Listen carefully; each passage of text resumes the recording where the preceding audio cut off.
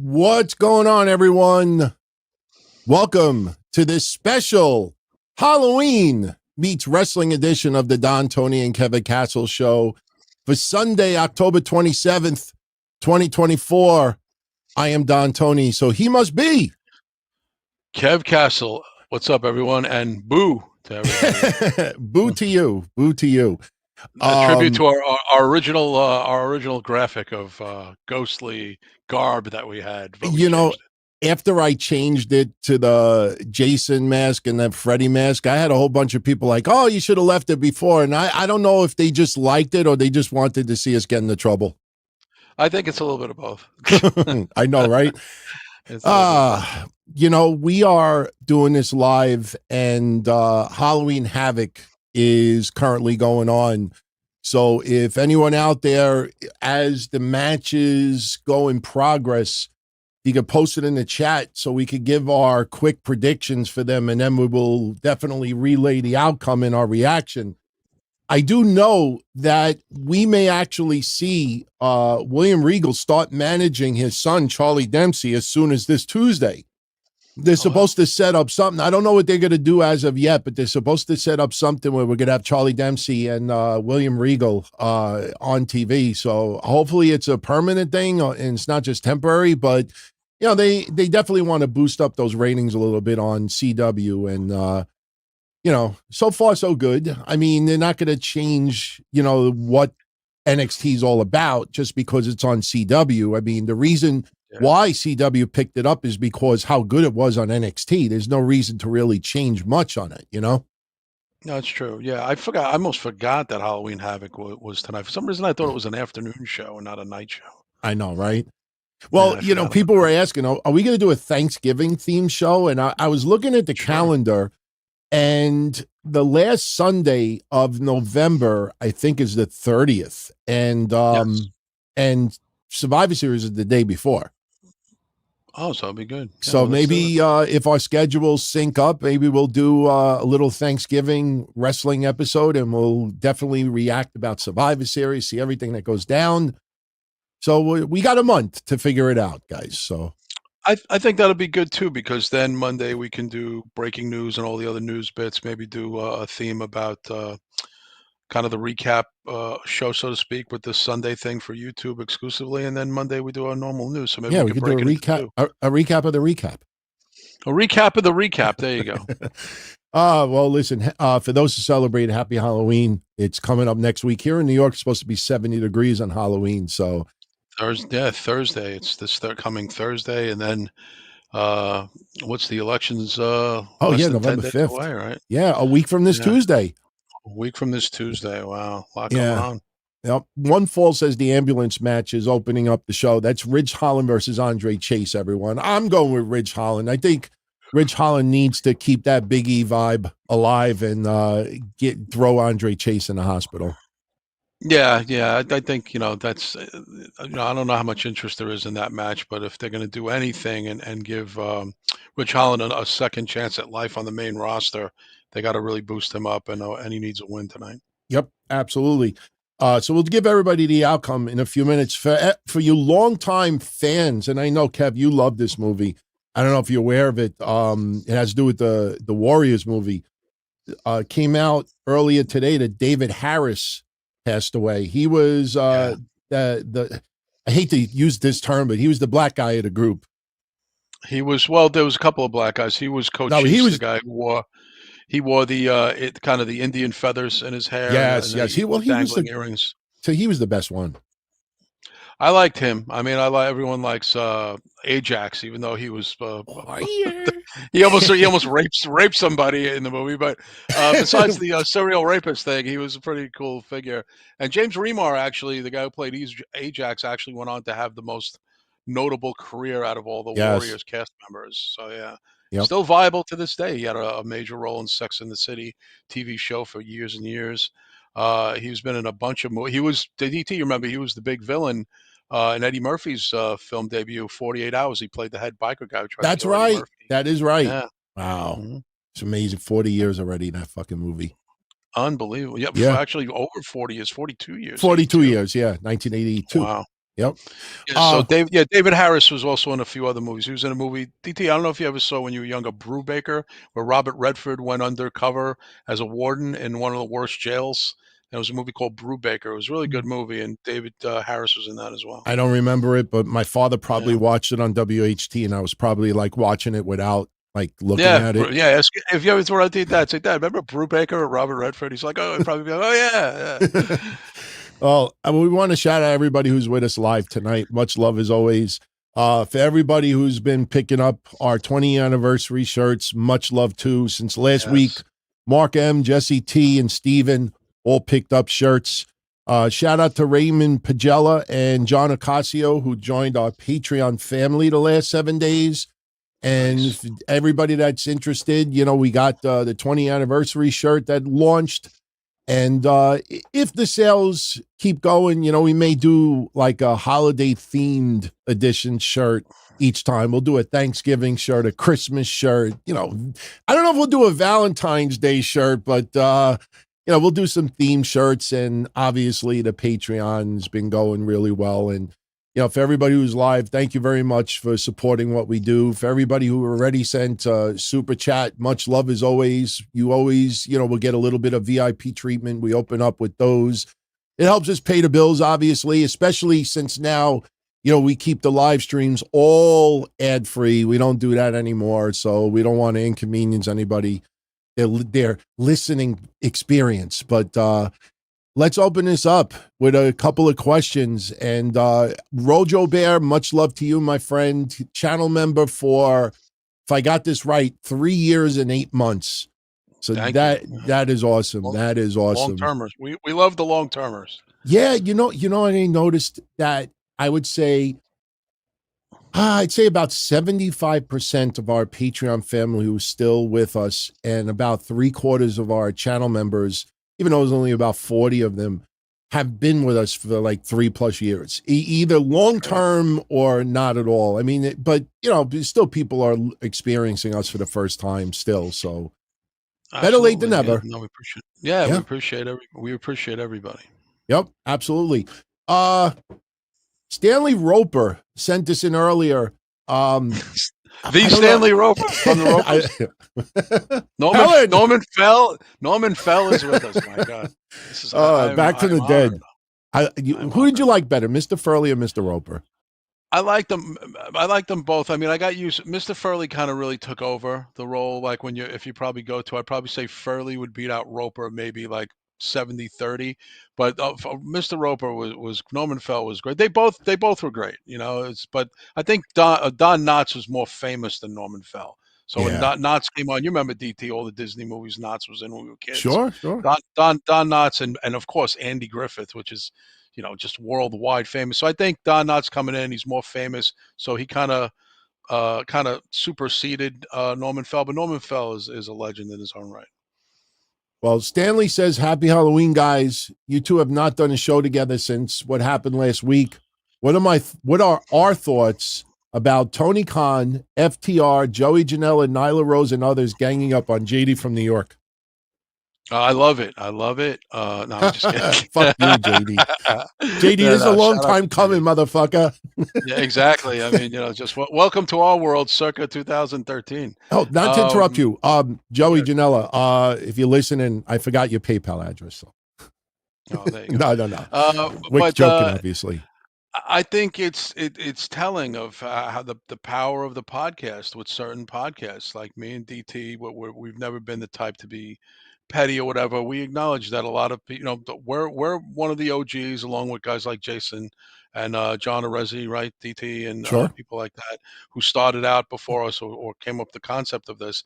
But there are guys who came in later on, and also it's due to age. We're about 15 years JD senior in age. He's 40, I believe. We're on mid-50s, so we got a bigger start and a longer start. But the dude really accomplished a lot in the last 10 years, and he's grown his channel.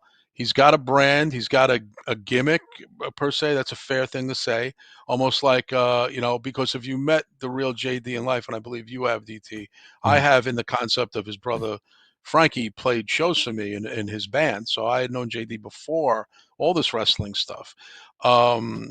but he's a nice guy. He's kind of quiet. He's not at all like he is on the channel. Listen, some people, DT, like me and you are, and I'm not going to say authentic, like I'm saying those guys are fake. Me and you are who we are. We're not doing gimmicks and stuff. You're not really Don Tony, but you're Anthony. Everybody knows you're Anthony. I'm Kevin. I'm in the club business. You're in the insurance business. We've been very open about who we are and stuff. Then there's other guys who have a thing. They yell and scream, or they're animated and stuff. Me and you aren't yellers and screamers. At least I don't know what you do in the bedroom, DT. But on the air, we're not yellers and Does screamers. begging count?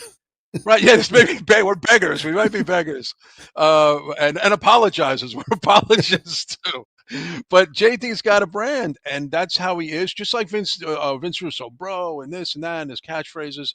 Those guys do what they do, and other podcasters do what they do. And JD's got a brand, and he's got a way of how he carries himself. It rubs some people the wrong way. He's brash, he's bold, he's out there, he's bombastic. I mean, I'm trying to find all the words. Animated, is that fair, DT, everything animated, and he is passionate, and the passion is not fake. But I think some people take his passion for he's fucking crazy. And he thinks the people who are criticizing him are crazy. So it's like it's two sides not getting each other, DT. I think Tony Khan, and it's funny, we all claim to we all know wrestling. We all know it. We know what it's about. We know how people think, but we really don't, DT. We're at odds. It's like baseball fans. It's like some people might know more than others. Some people keep score. Some people know all the RBIs and career batting averages of people. Other people watch it casually. And I think everybody expects DT to be the same type of fan and critic that they are. And when they're not, it's like, fuck you, I'm in the right. Like it's like a righteous thing with a lot of people. And I think AEW is also on the ropes right now. They're not doing well. I don't care about the new multi-million-dollar TV deal they just signed. In the grand scheme of things, DT, business is down. Is that fair to say? Yeah, in the absolutely. grand scheme. Their competition, which is not competition, WWE business is up. So, of course, when you got a losing team, there's difference of a team that's in the World Series and a team that got sent home back in September. You're not going to get the same kind of attitude, and you'll be very overly sensitive to criticism. JD, I think, is a fair critic. Was he a big AEW guy and kind of fallen off in a way? Yeah, because he's disappointed in what's going on. Does he express himself the way maybe he should sometimes? Again, DT, it's weird to over trying to not judge, but even critique other podcasters because what works for them might not work for us. And he's successful. So it's kind of a catch-22, right, DT? You'll catch heat, but you catch money as well too with it, right. Well, I'll say this, a couple of things. First off, AEW is absolutely in competition with WWE, but WWE is not in competition with AEW. And for anybody that doesn't understand what I mean by that, WWE's business is taking away AEW's business because fans are choosing Coke or Pepsi. And when Coke is the brand that everybody prefers over Pepsi, that's an issue for Pepsi, not for Coke. See, what Tony Khan and everybody else in AEW don't understand is, number one, a huge number of WWE fans also watch AEW programming. I've done a couple of polls in the last 4 years, and it's been about 75% of WWE fans also watch AEW. So when you alienate WWE, and you do this and you call it evil and Harvey Weinstein, but you don't have the balls to actually say to people who are currently in WWE, that would be the Harvey Weinstein. It's very easy, to sue WWE for stuff that happened 30 years ago, 40 years, 50 years ago. If I'm Ari Emanuel and TKO Group Holdings, I'd be like, the fuck, man? We weren't around when this shit happened. Triple H wasn't around when this shit happened 40, 50 years ago. Like, who's still there? Bruce Pritchard, so sue Bruce Pritchard, it's just because it's, in name doesn't mean it's the same company. And the thing that I have a problem with is this. JD can handle himself just fine. JD has a gigantic following, and that's why they're all going after him. He is, you cut the snake's head off. He is the head of the snake. He is the one with the biggest following out there. So what he says matters. What these guys in AEW don't understand is the big difference from JD, Bischoff, with all due respect, Dutch Mantel, who I hope is feeling better, and even Vince Russo and others. Here's the difference, JD and everybody else. JD watches Dynamite. A lot of those guys don't watch AEW programming. So even if JD is criticizing it, the motherfucker is tuning in. And a lot of people that follow JD's podcast that complain about AEW also still watch it. So be thankful that these guys are criticizing it and still watching it. You know, and here's another thing, and I'll say it like this. Ricochet went on Twitter today and tweeted to JD and said, hope you're doing good. And it sounded like a really nice thing to say till I realized something. And I don't care how cute somebody looks. I don't care how cute of a couple he looks with Samantha Irvin. I don't care how nice he mingles with people outside of wrestling. And I heard nothing but wonderful things about Ricochet. I'm not slighting him. But what Ricochet fucked up on Twitter today was he wrote it in part of a tweet where JD was criticizing the use of Ricochet the first 4 weeks in AEW. So Ricochet was responding to an older tweet, almost like, hey, I hope you're doing all right today. And I was like, man, my problem with FTR, Dax Harwood especially, not necessarily Joey Janela because he's not part of AEW anymore, but even the others there that are liking the stuff, retweeting it, telling stories about JD trying to get into parties and stuff. Here's what it comes down to. Every single one of you motherfuckers in AEW or outside of AEW in wrestling that in the last 2, 3, 4 years wrote on Twitter and said, mental health is very important. We should all do better. You know, we're better than that. You motherfuckers are the biggest hypocriticals out there because you're doing the very same thing that you're criticizing JD for calling somebody stupid. You're doing it on steroids because you got hundreds, if not millions of followers combined that think a cool thing to do is to try to bury this guy under the ground. So all you motherfuckers, the next time somebody blows their brains out, ODs on something, dies tragically because of their own choosing, and you go on social media and say, guys, you know, mental health is a real thing. We need to do better. We need to be nicer. You know, even if you don't like someone, we got to do better. You know, I want you to think about the stuff that you guys did the last couple of days. You know, when somebody acts like an asshole, you don't act like an asshole also because the other person acts like an asshole. Because my father used to tell me when I was a kid, listen, if you hang out with drug addicts, you're going to be a drug addict. If you hang out with dirtbags, you're just as much of a dirtbag as they are, even if you think you're not. So for all you guys that feel, oh, we need to be better, why don't you lead by example, even when somebody criticizes your product? That's my answer. Yeah. No, and that's great, DT. And the same logic is like, I don't understand. You're right. Well, hypocrisy, everybody, even in the chat, knows this, or anybody listening to hypocrisy is a huge fucking problem in the IWC and the wrestling community overall with the wrestlers, the fans. It's, do as I say, not as I do kind of thing, right, DT? Mm-hmm. It's like, do as I say, not whenever I feel like doing it. Right, exactly. It's almost like someone white knighting for somebody who they thought was offended, double down on the dickness and say as a worse, more heinous comment to somebody than the person who posted the haha in the first place.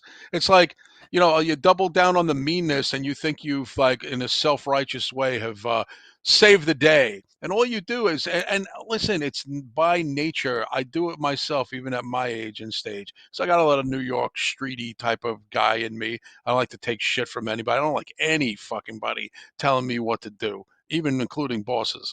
And I that reputation is carried. But I also know when to fucking be reflective, take a step back, and go, I'm wrong. I'm in the wrong, and I gotta not then walk it back, but say, yeah, I was 10 steps behind my own ass on that one. I caught up to myself now, and I realized I was in the wrong. There's nothing that devalues you as a man. Everyone's talking lately, DT. You see it in politics about what a real man is. I know one thing: Tim Walsh is not that guy. But that I'll say. But what a real adult is. Forget about what a real man is. We can all have our things. When you think a real man's Batista, you think a real man's Undertaker, you think a real man's Donald Trump, you think a real man's Tim Walsh. Yeah, how about being a real adult and being real reflective and having some self-awareness and saying, well, take a look at what you posted or your retort to someone. Go, that was kind of mean. Like, I don't listen. We joke around, me and my brother, all the time. about that. And it's really not funny, but it's not in the way of we really think these people are mentally unwell, like mentally challenged, so to speak, like in a Rain Man way.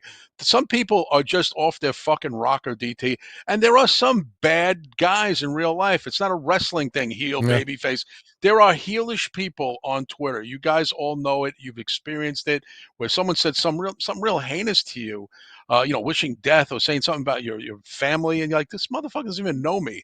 And at least I'm myself on this thing. Some anonymous douchebag just made a fucking real disgusting remark because they're miserable. There's a lot of people, DT, you know it too, and that's why it's going to be very telling. Yep. I'm not going to get into politics here because it's about Halloween, but it's going to be very telling about how miserable people are with how they respond to whatever side you're on next week, how you behave yourself, how you conduct yourself days after the voting and all the things are said and done, who wins, whatever, and how you conduct yourself on Twitter. Are you going to be an unhinged fucking lunatic, or are you going to be like, hey, regardless of who wins, I got to go to work tomorrow, right, DT? Yep. Regardless of who wins, I got bills to pay. I got to pay the electric bill tomorrow, so I can rant and rave, but I got to take a look at what I need to do for my family and stuff.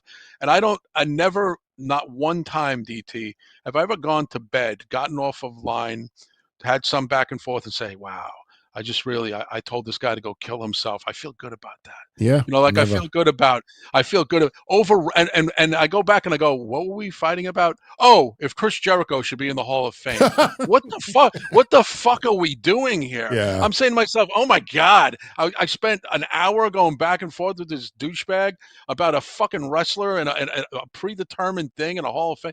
And as you say to yourself, what the fuck am I doing? Whether you're 15 or 55, I mean, it's the way you carry yourself. It's the way people Yeah. look at you. Me and you, dude, even our old show, people say, oh, you guys were fucking crazy back in the day. You said crazy shit. But I think one thing I'll say about the old show, and we did some crazy stuff, but we never got a thrill out of making anybody feel bad. No, not at all. We weren't like that. We just, the irony of wrestling, the irony of certain situations, certain people did certain things. We would make a big ha-ha out of it, but never did we get some sort of cheap thrill about somebody's misery. Nope. We're not. If I was like that and Anthony was like that, our parents really failed us, and our parents didn't fail us. Right. The one good thing I could say is Anthony's got good parents. I know I got good parents too, Yeah. and but it's up to us now, DT, how we control. We can't go back to, well, my childhood. That's why I'm all fucked up. That ship sailed a long time ago, Yeah. and some people still go by like that kind of shit of their past is what formed them for their mind in the future. When you're acting a fool. When you're being a jerk off to somebody. Don't get mental illness. And I'm not very educated. Then educate yourself and get well, and then come back to social media, right, DT? Yeah. Get thoughts and prayers and get well soon. Come back when you can act like a human being. How about that? Absolutely. Big Rob, thank you for the 20 spot. Much we appreciate it. Rob says Joey Janela shouldn't be talking shit to anyone after the whole Enzo thing. And thank you for all the content over the years. Yeah, listen, Joey Janela is an interesting cat. I mean, I have actually, I originally didn't like his stuff, and then he got himself in shape, and he definitely developed a little bit more of an ego as he did that. I think the problem with Joey Janela is sometimes you don't know where he's kidding and where he is like really, really like acting psycho. Even the back and forth he had with JD. When I first read it back, that was a little disturbing. Yeah, but in the beginning, it felt like the stuff with Bully Ray, back in the day, with us. But like, I never honestly thought that Bully Ray was gonna beat the shit out of you or me. Yeah, I think if we actually said, yeah, we'll go to Florida, we'll go, to TNA, I think it would have been like, he would have been like, what are you guys, stupid? Do you really think we were going to pay? Like, if we would have agreed to show up, I think he would have been like, you came all the way here? Like, you actually thought, like, I think we would have been like embarrassed. Like, but towards the end of the conversation, it felt dark. It felt really personal. And I'm like, man, the JD is, he's got his style. DT, I'm sorry to cut you off, but let's be clear. Janela legit does not like JD. JD's trying to figure out. JD was trying to squash it, and I don't think JD demanded himself or devalued himself as a man or as a guy. He was saying, I don't get what is this? Like, he's trying to figure out, and this guy is doubling down on the hate for JD. JD, if you saw that chat, was like, let's talk. What is your real issue with me? Like, I don't. And he's like, I'm just gonna punch you in the face. I'm just gonna. And he kept.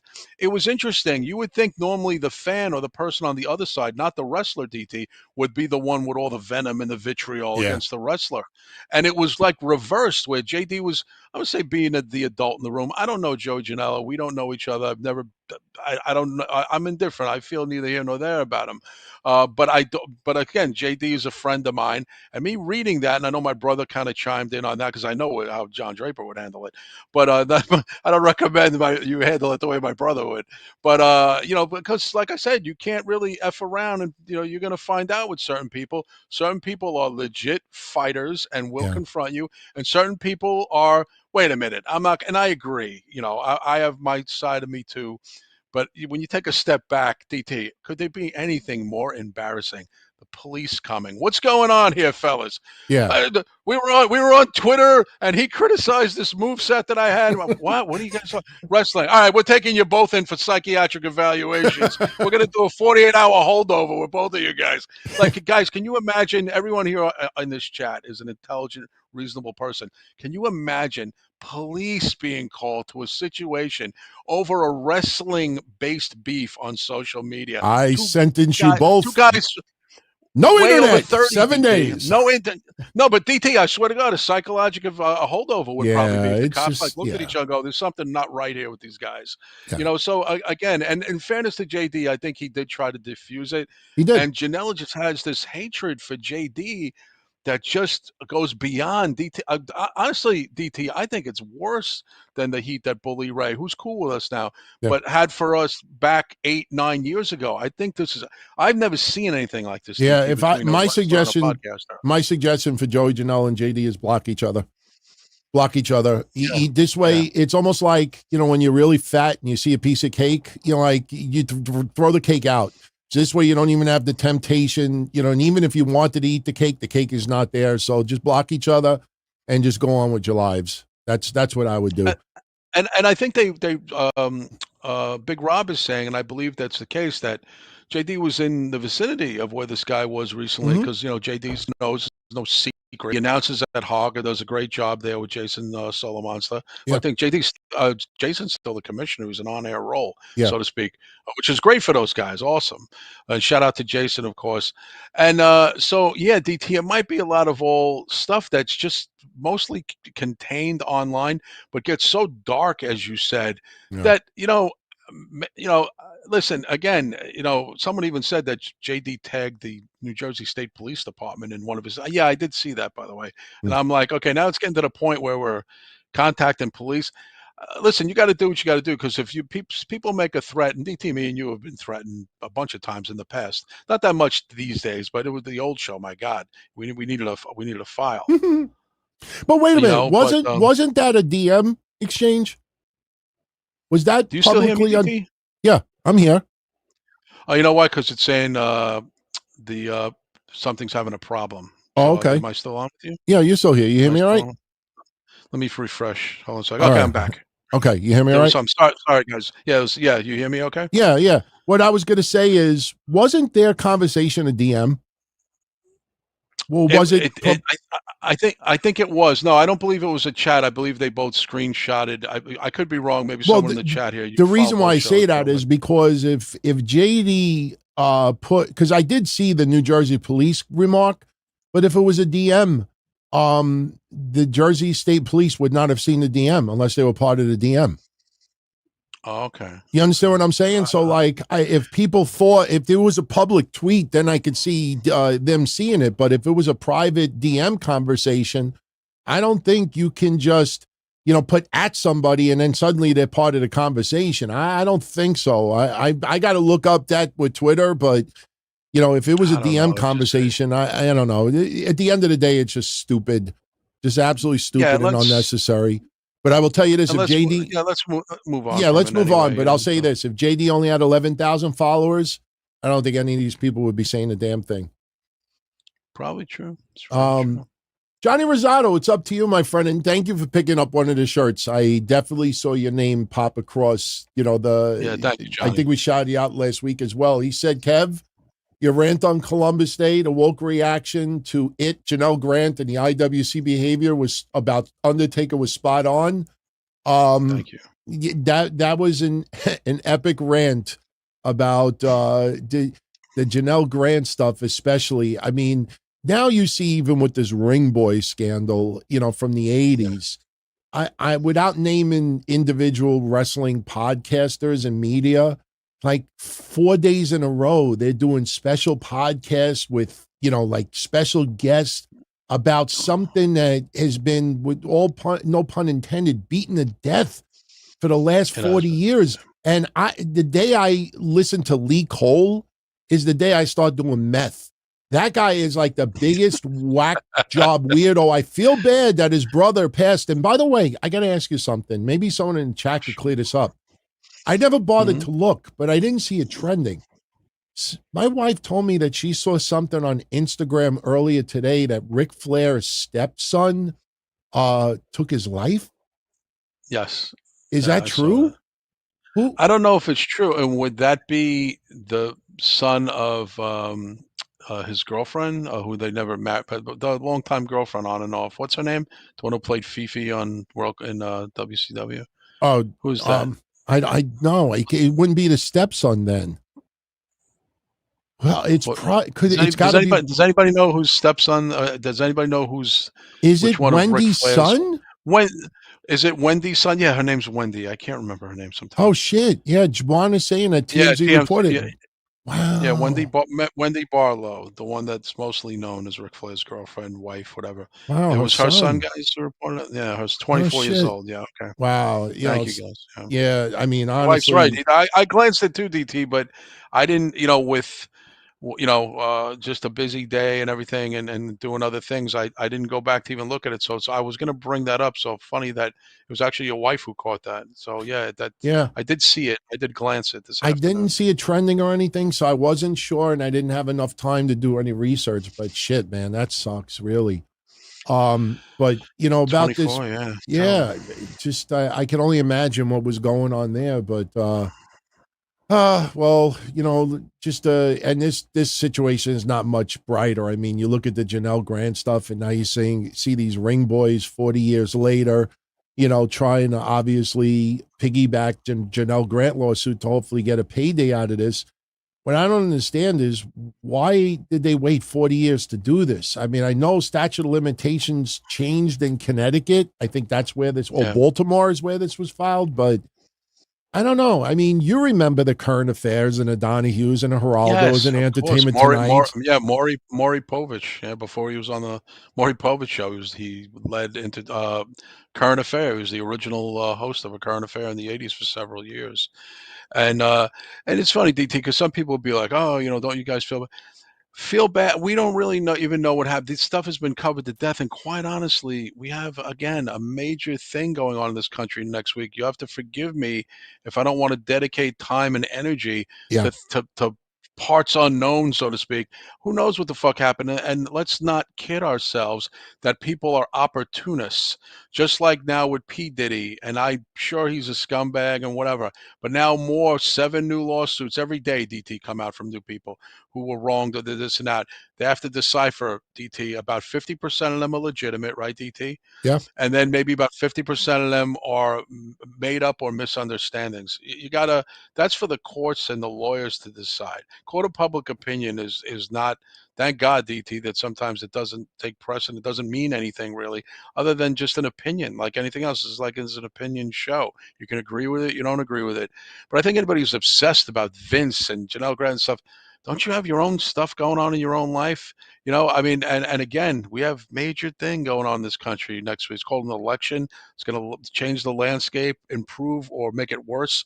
That's what we need to worry about now. I'm sorry I don't care about the Ring Boy scandal from 40 years ago. By the way, Patterson, Terry Garvin, and I believe Mel Phillips are all deceased, aren't they? Yeah, yeah. So it's like, what are you going to do? The people who are the accused are deceased, and you're right, DT, this is 40 something years later, and they have been down this road before. But what they see is blood in the water now with Vince McMahon. He's vulnerable for responsibility, culpability, because he was the head honcho at the time in charge. So some people are legit. Other people are trying to get a payday. Everyone here should know that. Yeah. Half is real, half is made up to make money, and it's up for the courts and the lawyers to decide who's legit and who's full of shit. Yeah, and Maggie, I don't mean to sound like an absolute jerk for saying this, but somebody's got to say it, so I'll be the guinea pig to say it. You say they didn't wait 40 years. They waited 40 years because they were scared. They were up against powerful companies with power and money. They were children. They were teenagers from broken homes, all right, and their lives were not all that great at the time. And where are the lawsuits for everybody else that made their lives miserable for all of those years? And not only that, you know, the worst that has come out so far is that Mel Phillips had a gigantic foot fetish. You know, if you I thought you were going to say something else for a second. No. He had this gigantic foot fetish, and you know, to be tormented. Now you're age 60, and you're still tormented that you know some guy wanted to play with your feet when you were 16 years old and coming from a bad home that had drug abuse and family abuse and violence. You know, I mean, these people had some really fucked up lives, and thank God, you know, hopefully some of them are doing better. But to turn around and, you know, I put it this way: if they hated Mel Phillips that bad, see, my problem is this, and since everybody wants to have the class action lawsuit, like Janelle Grant's lawyers wants all the women to all get together and try to get all the NDAs lifted and all the ring boys come all together. Never going to happen, by the way. Never going to happen. Since everybody wants to bunch it up as a class action, then I'll make my comment class action. My problem is that all these scandals go back 40 plus years. I have yet to see one, give me one where they went to the cops instead of a lawyer. You can't tell me that every fucking ring boy and every fucking woman and every fucking model and every fucking valet and every fucking wrestler and every fucking every single I'm afraid it's the giant conglomerate. WWF was not this giant conglomerate in 85. It was big, but it was. And also, DT, there was no internet back then. You couldn't worry about your name being dragged. Only people would know would be you, your attorney, and stuff, unless the news got a hold of it. Like you said, Inside Edition, A Current Affair, Hard Copy, all those, by the way, tabloid TV shows in the 80s, if people don't know what I'm talking about. Yeah. Remember Hard Copy, DT? Can I just say one last thing before you say anything else to Megan and everybody else that are going to get upset at me right now? I don't know how old you all are. But in the early 90s, every time we turned on the goddamn TV, a news station, entertainment station, Maury, Geraldo, Lisa, Lowe, whatever it is, were covering this story. So to turn around and say, well, they were scared. Well, every fucking news outlet knew about it. It was sued in court. There was Lee Cole's brother settled out a lawsuit. This was a mainstream headline news story for years and years and years. And to turn around and say, well, they were all scared. Then why was this such a gigantic news story for so many years? Nobody hid under a rock. If everybody hid under a rock, this would not have been mainstream news in 88, in 89, in 92, in 93. Phil Mushnick trying to bring it back in 94, 95. And Vince going on Channel 55 in New York to vent about Phil Mushnick and trying to sue him for slander. This shit went on for 15 years in the media. It's not like everybody was hidden because they were scared. Everybody knew about it. Because I don't want to make this about like that kind of stuff. Because again, what Anthony's saying is right. I understand the concerns of people like Maggie and Tribal Queen. Everyone has their thought process on these things. I think it's not anybody's fully right or fully wrong. DT, I think again you have to decipher what's legitimate and what's not, what's overblown and what's 100% true. Right. It's like that's why we have juries and we have courts and we try and figure out who's a good witness and who's not, and they interview people. Again, things go back a long time. The one thing I want to make clear, and DT, you back me up on this, and anybody who's old school here, being under, say anybody here in the chat is 40 and above. 40 years ago, before anybody goes, well, back in the 80s and 90s, you guys did whatever you want. You used the N-word, but no, we didn't. It didn't go on. You didn't just sexually assault people and it wasn't reported to the cops. I hate when people make like the 80s were some free-for-all lawless nation where you could do whatever you want, DT, and there was no repercussions, no ramifications. There were people, incarcerated for all sorts of infractions, real crimes, bullshit crimes, small crimes. There were people jailed 20 years for selling weed back in the 80s, DT. Some people are just getting out now, So it's like people always make like the 80s were a free-for-all. Oh, you can go and grab somebody's dick in the locker room, not have to worry about it. Now, there was a plenty of people who got put on trial for molestation, being out of line, touching kids, doing this, whether it was priests or fucking coaches or whatever. They were being, but back then there wasn't what we have now, which is social media, information at an instant. And but also DT, information at an instant, where in seconds you could find out what's going on in Toledo, Ohio, where you normally, it reminds me of DT of the wrestling magazines who were 3 months behind. I knew Bruiser Brody died in July of '88 because me and Draper called the Coach Kurt hotline every fucking week. Remember that, DT, Coach Kurt, before Blackjack Brown? We called and we found out. Do you know when the wrestling magazines had Brody on the cover? This was July. November, Bruiser Brody murdered. 3 to 4 months later, DT. Isn't that amazing? Yeah, I mean, social media obviously is powerful because now you got an entire world behind you. I said twice on the news updates last week that some of these ring boys definitely deserve a payday because of what happened. But the thing is that what's frustrating is that this was a major story for many, many years.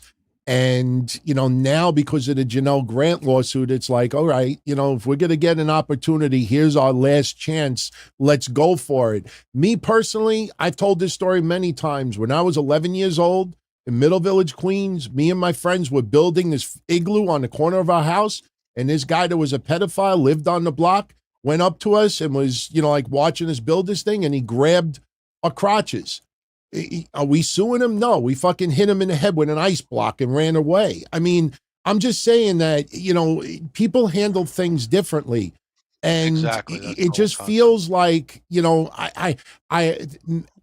are we going to start seeing a trend that somebody grabs someone or somebody acts inappropriately and they go to the fucking cops and not go to a lawyer? 10, 20, 30, 40 years later. Go online and make a proclamation before you even hired an attorney or went to the cops.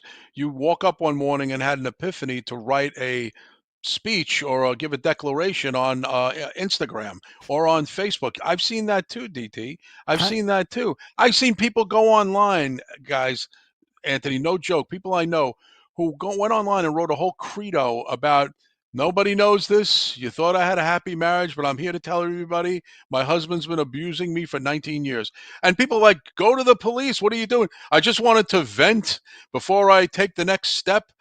DT, I've seen people do that, and people who have a brain in their head go, girl, go. Have you contacted? I haven't contacted anything yet. I just want to let everybody know if something happens to me, my husband beats me up on a regular basis, and you're like, what the fuck? Yeah. What is going on here? Because they see social media as a bastion of hope and safety, when really you got to hope, DT, that it doesn't scroll by somebody's timeline real quick. And sometimes people don't even see it. It's like, oh, I had no idea you had a bad broken marriage. I wasn't on Facebook that day. I didn't even know. So again, people make these declarations, and even I've seen people when it comes to even transitioning or even finding themselves or coming out of the closet and making it on there before they even tell their family. I haven't even told my family yet I'm transitioning, and you'll be like, you probably should have told your family before you went online. It's just people are not doing proper protocol when it comes to stuff. To me, that would be common sense, DT. You know what I'm saying? I don't get that. I just feel like this. I'll say it like this. Also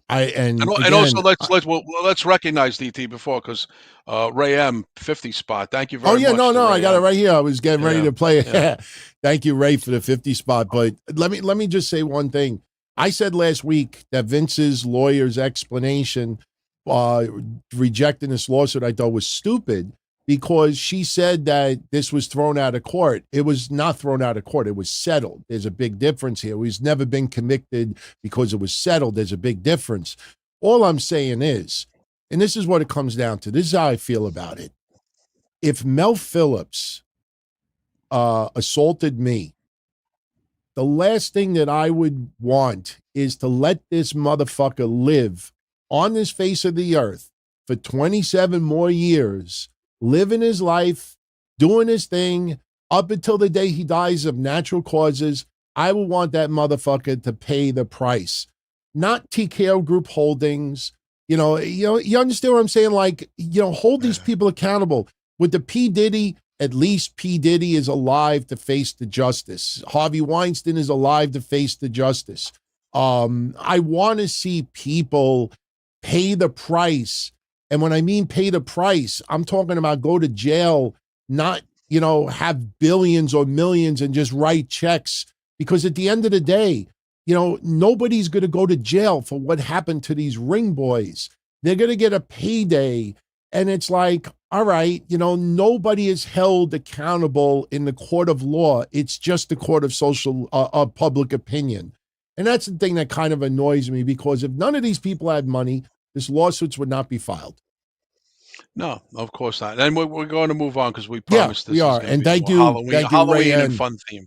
Yeah, well, let's see. We got a Halloween super chat here. Okay, this is from Ronnie. For us, what was the worst and best horror film you ever saw live in person? In theaters? Yes. I guess I meant. Best horror movie I saw live in theaters was My Bloody Valentine, 1981. I was underage. I shouldn't even been, back in the day, DT, remember, you had to be 17. So we used to have older friends' brothers get us into slasher movies, because when I was 11, 12, 13, 14, I was a big slasher connoisseur. I saw every fucking slasher movie from 1980 to 1984 in theaters, being underage, but we always coaxed someone's older brother or sister to get us tickets, or literally take us, and we would buy them popcorn, soda. We always had a bribe thing going on. So My Bloody Valentine, the original, 1981, my favorite. And just to this day, great ambiance, great fucking kills. One of the best slasher movies, My Bloody Valentine. The worst, Chud. You remember Chud, DT? In the 80s, Chud. Wait, I'll tell you what it stands. I'll tell you what it stands for, Chud. Cannibalistic humanoid underground dwellers. Was it written in like blood or something? The writing, it just sounds. The trailer, guys. It's a good trailer. Now, if you saw the trailer, you're going to go see it, and that's why I saw it. 1985, Chud. The trailer is a woman walking on the woman walking on a New York street with a little dog, and she's walking, heels clicking on the wet sidewalk. All of a sudden, the dog is gone, and they realize the manhole cover is open, and you hear the dog squeal, and then the woman goes to look in. Her leg gets grabbed by some looks like creature from the Black Lagoon claw pulling her in. And then they pull her in, they pull the manhole cover. It's like cannibalistic, underground, humanoid dwellers. And it's like, we got to see that. Oh, my God, we got to. I saw the trailer. I'm like, I got to see that shit. And it just was garbage. It just was. Daniel Stern was in it. You guys know him as one of the robbers with Joe Pesci in Home Alone. Remember Daniel Stern? DJ? Sure. Daniel, and City Slickers. He was one of the guys. Frizzy hair guy. Frizzy-haired guy, Daniel Stern was the star of it. And before Home Alone, just 5 years removed. But the trailer sold me to go see Chud. And it was just like, and Chud was a dud, DT. Chud was a dud. Well, first off, before I say anything else, Maggie, nothing but love and respect here. I want to make that clear. I get passionate about debating, but one thing, since Kevin and I have been doing this 20 years, we absolutely love difference of opinions. We don't sit here and bash anybody for it. We have very passionate views. I want to see people pay the price for their sins. I just feel that the wrong people are being held accountable. Everybody that was the ones touching are the ones that should have had their hands cut off. It's just, I hate seeing other people, paying the price for other people's actions. To turn around and to start this controversy, Linda McMahon knew this and Linda McMahon knew that. Well, Lee Cole, with all due fucking respect, there was a giant fucking locker room of people that knew that didn't do anything. There was a crazy number of people working in the offices, from Chief Jay Stromo and everybody else. I know they're dead, but there's a lot of people who are still alive that worked in the offices. How come they're not being sued? Turn around and just single Linda McMahon out. I mean, it's kind of like, oh, come on, man. Seriously, if somebody witnessed it and allowed it to happen, you single everybody out. You don't just single somebody out who has eight-figure bankroll. So, no, and absolutely, and shout out to Maggie. She's a loyal listener. Yeah, a sweetheart, sure. and she's a sweetheart. So yeah, no, everyone never take offense, even the rants or the passion. Me and DT will be adamant about defending our point, but we appreciate and respect all you guys' points as well. Yeah, the difference is some people wish the death penalty on someone, and some people just want 25 to life. So that's all it is. We both want the same justice. We just have different ways of feeling about it, but. For me, let's keep rolling. The best and worst horror films I ever saw in person, in the movie theaters, I guess that's what it means. There's a movie that I saw with my friends at home that was so bad I could not stop laughing. And if you've never seen it, to this day, I can't stop laughing about it. It wasn't in the movie theater, so I guess it's honorary mention, but in 1980, a movie came out called Alligator. I don't know if you ever saw it. Where Alligator. It's I saw Alligator. I seen Alligator. It's one of the worst. Came out in 80. Yeah. They flushed it down the toilet, and it lives in the sewers, and it comes back for revenge. I couldn't stop laughing with that movie. But for me, my favorite and least favorite horror films to see in person at the movie theater both have the same theme. Favorite movie of all time, and I'll tell everybody why, was Halloween 2. Least favorite movie of all time was Halloween 3. When Halloween 2 came out and we were in the movie theaters, when Michael Myers was just going after people and you would just hear that piano tune, didn't, everybody was fucking cheering for Michael Myers. The vibe in the movie theater, everybody was just into it. And at that time, it was kind of like, it was like when we used to cheer for Roddy Piper, because Roddy Piper was the badass heel, but we would still cheer him. Well, we were cheering for Jamie Lee Curtis. I mean, I don't know if we were cheering. Well, Michael Myers became popular more, I think, down the road. I mean, maybe it was different in Queens than in Brooklyn, but no, we all wanted Jamie Lee Curtis to live. We did too. But when Michael Myers killed some of the people, when he went to the hospital that time, and it was just, I remember clearly people cheering for Michael Myers, but Halloween 3, I don't know why, but Season of the Witch. I don't know why, but for some reason, even though I saw all the coming attractions, for some reason, I was still convinced that Michael Myers was in the movie. Well, DT, you know what? Let's say this. That just shows you, if we had social media back then, you probably wouldn't have gone and seen it, because you would have known that there was no Michael Myers. It was word of mouth, and it just was much harder in 1982, 83 to get you have to see somebody who would see it. And again, we're teenagers. We're all over the road with this or that going on, and we just go to the movies at random, hope it's a good one. But it's true, DT. So many people walked out of that theater, even though word was on the street within a week that it wasn't Michael Myers. People saw it anyway, because they're like, well, maybe on its own, DT, it's not a bad film, but it shouldn't have been called Halloween 3. If they just called it Season of the Witch, it would have been fine standing on its own. I remember when the movie ended, so many people booed. To me, it's the worst horror film I ever saw in person, but I love this one. And not because Joe McGee sent a 25 spot, but thank you, Joe. Thank you, Joe. Favorite John Carpenter movie? My favorite guy. I love John Carpenter. I want to meet him, bucket list, and it's TikTok, because he's in his mid-70s. He does a concert, DT, where he plays with his sons and does all the themes for all the movies. No shit, I did not know that. Yeah. Did you guys know that? Carpenter tours, when he's up to it, his health is good. He's got a bunch of sons, and he does the themes from Escape from New York, Halloween, The Thing, all of his films. Let me ask you a question before we answer this. Do we count They Live as also? Yeah, They Live, Prince of Darkness, which is another one, which is a very underrated film. Yeah. I'm going to go, my favorite Carpenter film is The Fog. I love The Fog, DT, the original 1980, Adrian Barbeau, who used to be on Maude. Oh, my God. Speaking of Maude, shout out to our Maude podcaster over on busted open. Yeah, but keeping B. Arthur's spirit alive. That's so awesome. But yeah, that was my favorite. The theme, the score. If you guys think the Halloween theme is a haunting score, check out the Fog's music from that soundtrack. It's just fucking bone chilling. Carpenter did such a great job with the synth rock, and also the band Yes. Remember the band "Oh Oh, the Lonely sure. Heart"? Yes, Yeah. DT. They were part of a lot of horror films too. Rick Wakeman, who did the Burning synth rock theme for the Burning film, one of my favorites too, from 1981. So synth rock themes were real big. Then piano and keyboard. The Fog has a great score, and it's a great concept. I hated the remake. The remake was garbage that they did 15 years ago. The original Fog 80, my favorite Carpenter film, but I like everything John Carpenter does. Well, I'll tell you, and I think I mentioned this once or twice over the years. First ever cassette tape I ever got that I bought from a store was a double album of Yes, Fragile and Close to the Edge. They both, Yeah. and no, both of those albums came out, I think, in like 1969 or 1970. So it wasn't even like my kind of music, but for some reason I just enjoyed it.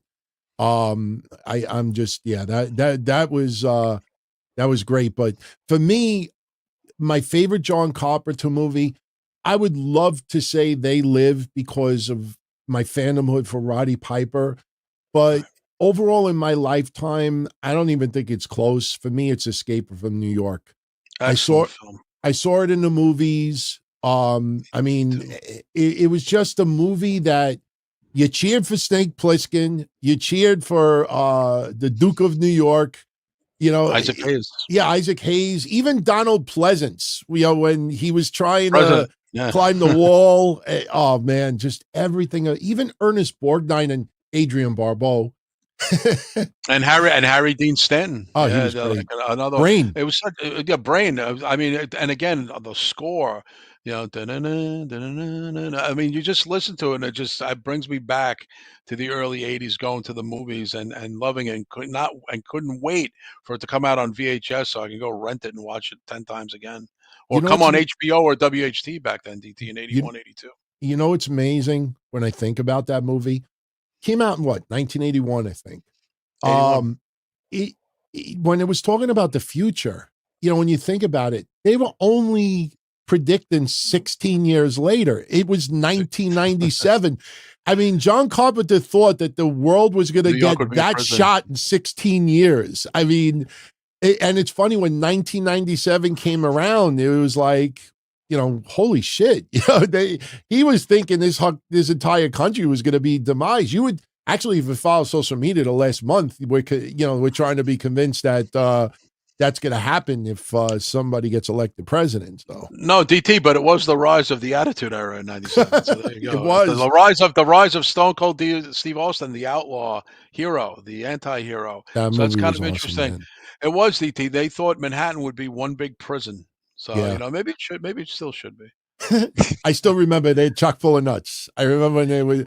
I don't know. Just that movie was great, even though it was some very dark scenes. If you actually go back, I mean, you did see some people getting assaulted. It was when they pulled that woman under, and God knows did what. And DT, it's also eerie seeing the glider plane on the World Trade Center. Oh yes, that's right. That's right. And you guys know, of course, the World Trade Center was demolished during 9/11. But if you guys go back, that was it landed on one of the twin towers. Yeah. Let's stay on the horror flick combo. Absolutely. And thank you everybody who's sending money. DeMarcus, thank you for the 5 spot. Tales from the Crypt used to scare him as a kid. Very good TV show. Tales from the Crypt. I never got scared from that show. They had some good stuff on there. HBO, it was good. I actually did a marathon watch of it a few years back during Halloween and realized how some of them were really, really good.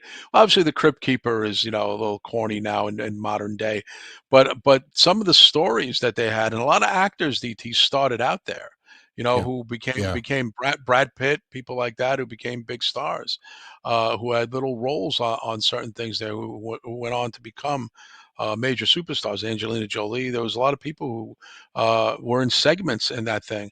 What's the other girl? Jennifer Tilly. So I mean, there was a lot of people in the '80s who were on Tales from the later '80s and early '90s Tales from the Crypt who went on to become superstars. And they had some great stories though, DT. Some of them were really fucking really disturbing when you go back and look at it. I would say it's a little dated in certain things, but there's an episode of Tales from the Crypt, guys, that will just frighten the fuck out of you. DT, you ever see this one? You guys know the DT. Remember the actor who played Benny in L.A. Law, who was Oh yeah, mentally the challenged? big. Actually, Larry some Drake. people said I used to look like him. No, you don't look like Larry Drake. You're better looking than him. No, But I'm just saying, Larry Drake, right? he was And Larry slow. Drake, he was also Dr. Giggles. If anybody remembers that horror movie, Dr. Giggles, he played Yes. Dr. Giggles. Yep. So Larry Drake was a big guy, 6'4", maybe 300 pounds, big dude.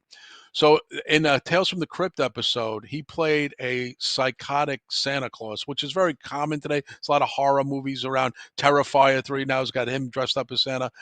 But this was 25 30 years ago, and he dressed up and he was a Santa he was basically stalking this woman and her daughter during the scene, and the way he looked, and it was just frightening. And the ending of this episode will rock you to your fucking foundations when you see how they close with this episode. Talk about disturbing. That has to do with children and serial killers. Yikes. Watch this episode. It's a Christmas episode where he is the Santa stalker. I don't remember the exact year, but it was Larry Drake, the actor, Tales from the Crypt, Santa 1986, I episode. think it might be around. No, it was later than that. It was 88, later than maybe. that. All right.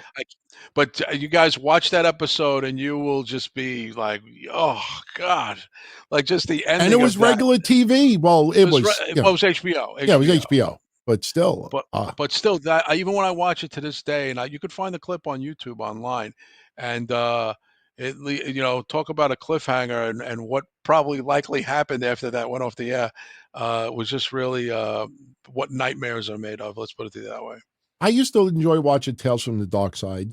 I thought that was That's good. a good one too. Do you remember when they did what was it, Friday the 13th, the TV series? They had Friday the 13th, the TV series. That was not very good. But it had nothing to do with Friday the 13th. I know, that's the thing. Yeah. That's the thing. But yeah. Thank you for that. Ralph Ramirez sent a 5-spot. Better TV horror movie host. Svengoolie, Joe Bob Briggs, or Elvira. And I think we know where we're going with this. I actually had a guy perform for us in a band who works for Joe Bob Briggs and the drive-through, whatever it's called. It's actually one of his producers. He's in a band. He played for me a few weeks ago. Nice guy. And you could, just talking horror movies and talking shop and stuff like that. So that's funny that you brought that up. The dude works for Joe Bob for years and years. I'm going to go with Elvira, though, because there's just something about Elvira that's just classic. And she still looks good. Cassandra Peterson, to this day, DT, she does the conventions. She's in her mid-70s and who she always looks like, DT, without the makeup? She looks like Tina Louise Ginger from Gilligan's Island. Yes. Right? Okay. Yeah. And at one time, Tina Louise did have a hairstyle where her hair was down. Yeah, and Tina Louise, by the way, both Tina Louise and Cassandra Peterson still alive and well. Tina Louise is in her 90s, by the way, DT. Unbelievable. Still alive and lives in New York. But yeah, Cassandra Peterson, I always have Elvira, DT. She's, just an epic icon. She even, remember the DT in the 80s, they gave her own movie. Elvira, the movie. Yep. Remember that? They gave her the movie. I don't recall the details, but I watched it in passing maybe about a year ago. There is a YouTube documentary that explains how Elvira got her start. And it's pretty interesting to see how she ended up making it in Hollywood. But growing up, it was Elvira. But you know what the weird thing is about Elvira? And I know this might sound a little bit strange to some of you out there. Elvira was hot. I mean, the way she dressed, yeah, she was massively hot, but it was like a different hotness. You know what I mean? Like I wasn't attracted to her where, you know what I'm saying? Like where I kind of like fantasized about being with her. Like she was hot, but it was like cool Halloween chick hot. There's just something different about her. I don't know what it was. Well, she had I think it was just the mystique and the old school shapely, like, figure of a Hollywood starlet from a bygone era. DT, Yes. remember those form-fitting, small waist, wide hip dresses? Just you guys, just look at what she wore. It was just alluring and dark, but she also was kind of funny. If you remember, DT, she was kind of a snarky, Yeah. clapback type of girl. She wasn't like, "Oh, I'm gonna kill it." She was kind of she had some comedic timing to her. Yes. So if you even She watch had some her, good charisma. OTS Tribal Queen says she was a ditz. I think that's a good way to put it. yeah, to a degree. Also, I didn't know, but she dated Elvis at one point back in the day. Maybe She that's she was why I remember it. she was in a couple of Elvis movies. I believe she was one of the dancing girls in Viva Las Vegas, or one of those movies like that. I mean, everybody knows any of these old school ladies who have a claim to fame with Elvis. That's like a big deal. But yeah, so she's been around for a long time. I mean, you do the math. I mean, because you say, wow, Elvis died in the 70s. She was probably in her 20s, early 30s back then. So Yeah. yeah, she's been around a long time. Just found her niche with Elvira, and I think it started in the early '80s, and she was on the Tonight Show with Johnny Carson. She Sure. was on everything back in the day. Some of these old school references you guys might not know. Arsenio Hall, big show back then. All the talk shows. And again, 1988, they gave her own feature film. I don't think it did very well, DT, in the box office, but that's how much a major motion picture studio put the gas behind her, as they say, and wanted to see if she can draw at the box office. Didn't work out. She was more of a TV person, DT, than a movie person. Um. Okay. Speaking of witches, Oh, I'm kind of fearing what the answer is. M Crew, you don't have to super chat it. You could post it in the chat, or maybe somebody knows the answer. He says he loves our show. Says we're the best podcast. Happy Halloween. He says don't forget thank you. why witches don't wear underwear. All right. What's the joke? I have my phone here, I don't, and I don't know. let me see. Hey Siri. No, wait. It's not working. Hey Siri. Oh, it's not working. Oh wait. How come witches don't wear underwear? How come witches don't wear underwear? He found this on the web. Okay, her. This is fucking great. Holy shit. On my phone, you know what the answer popped up? A tweet from Hurricane Helms.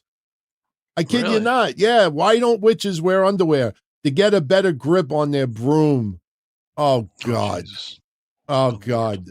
I'm serious, guys. If you do a Siri search on your phone and ask it, how come witches don't wear underwear? You should get the Jesus response. Christ. Hurricane Helms will be the first response. That's great, man. A That's wrestler funny. pops up on the Siri results. So, but thank you, M Crew, for that. Yeah, I get the joke. Okay. All right. Much love. Thank you, Ray M, again for the 50 spot from earlier. Much appreciated. Thank you. Dayhawk, what's up, brother? Have we seen Dracula 92 and Hellraiser 1 or 2? And also, do we think Halloween in a Day in this day and age is dying compared to past decades? I think he means Halloween as far as going out trick or Halloween, the treating and celebration. the Well, celebration. I'll hit them all at the bullet points for each one. The one Gary Oldman, Dracula 1992. Yes, I saw. Great performance by Gary Oldman as Dracula. Keanu Reeves was also in that movie, TT. I liked it. I was good. It's not anything I really go back and watch often, that Dracula, but I liked it. My favorite Dracula was 1979 with Frank Langella. Remember that one, DT? The Mhm. original, the big Dracula film that came out in Yes. '79 with Frank Langella. That was my favorite Dracula film, along with Bela Lugosi. I like the old Universal Wasn't Monster the one in Classics too. 79 was more, they were trying to add that sexy component to it more than Yeah, Frank anything? Langella's a Yeah. handsome, suave, debonair motherfucker. It was almost like the James Bond version of vampires, Frank Langella. And Frank Langella is still with us, alive and well to this day. Still looks handsome. So some of these guys, DT, they are literally like vampires. Um, what was the other question? I'll answer the Halloween tradition question, but after the Have you seen Dracula question. Hellraiser 1 and 2? Yes, seen them both. I'm not into Hellraiser. The whole concept of that is kind of like never really got into it. With the Cenobites and all that stuff. I just, peeling people's skin off with hooks and fishing hooks and fishing rods. I just was Hellraiser's not for me. It's not one of my favorite franchises. Hellraiser 1, great concept. 2, 3, 4, and then they had a reboot or whatever about a year or two ago on Hulu. Just not into it. And as far as Halloween, the tradition goes, yeah, I agree with you. I'm even contemplating, should I even bother to go buy Halloween candy, because it's 70-30 that not a person will knock on my door, but I don't want to be caught off guard and then have to give kids dollars, which Yeah. is what I did last year. I handed out like $15 in singles. So I probably going to go buy a couple of bags of candy. In worst case scenario, I'll fucking eat it. I know where I live, because the walk to my door is so long. We rarely get anybody ringing our bell, but it really depends on the neighborhood. I've said this before, and I'm not exaggerating at all. My parents, their doorbell rings, they go through 100 to 200 bags of candy every year. That's how many people Wow. ring their doorbells. But you know what happens? And, I'm not trying to make this racial in any way, because it's not. It really isn't. The only reason why but I'll explain to everybody why it'll come off that way. The next neighborhood over from where my parents live is Brooklyn. And Right. the neighborhood before it is Jamaica. And those two areas are not the greatest neighborhoods you want to be in. I mean, they're definitely elevated crime. So what happens on Halloween is you get a lot of parents that will have like SUVs or caravans, and they will fill up these SUVs and caravans with their kids and maybe, the neighbors' kids, and they will drive to different neighborhoods, and they'll park their car in a corner, and they'll walk like 3-4 blocks, and they'll trick or treat. So you get a lot of people that'll come in from Brooklyn or from Jamaica. It's not even the local kids that ring the doorbells. And you see it, like they'll park a caravan literally on the corner, and out comes like, 8 kids, and they will trick or treat up the block, and then they'll get back in the caravan and they'll drive another block or two. And once they're done, they go back to Brooklyn or go back to Jamaica, Queens. For here where I live, it's just the logistics of it. A lot of kids don't want to walk that far in off the street just to have nobody answer the door. So I go many years when my doorbell doesn't ring even once. Yeah, again, it's a hit or miss here in my neighborhood. It's kind of quiet, little off the beaten path. Some people say we have no train station in our whole neighborhood. You have to go to Bayside to get the next train, or go to Flushing. So we're kind of in between Bayside and Flushing, with no train station stop.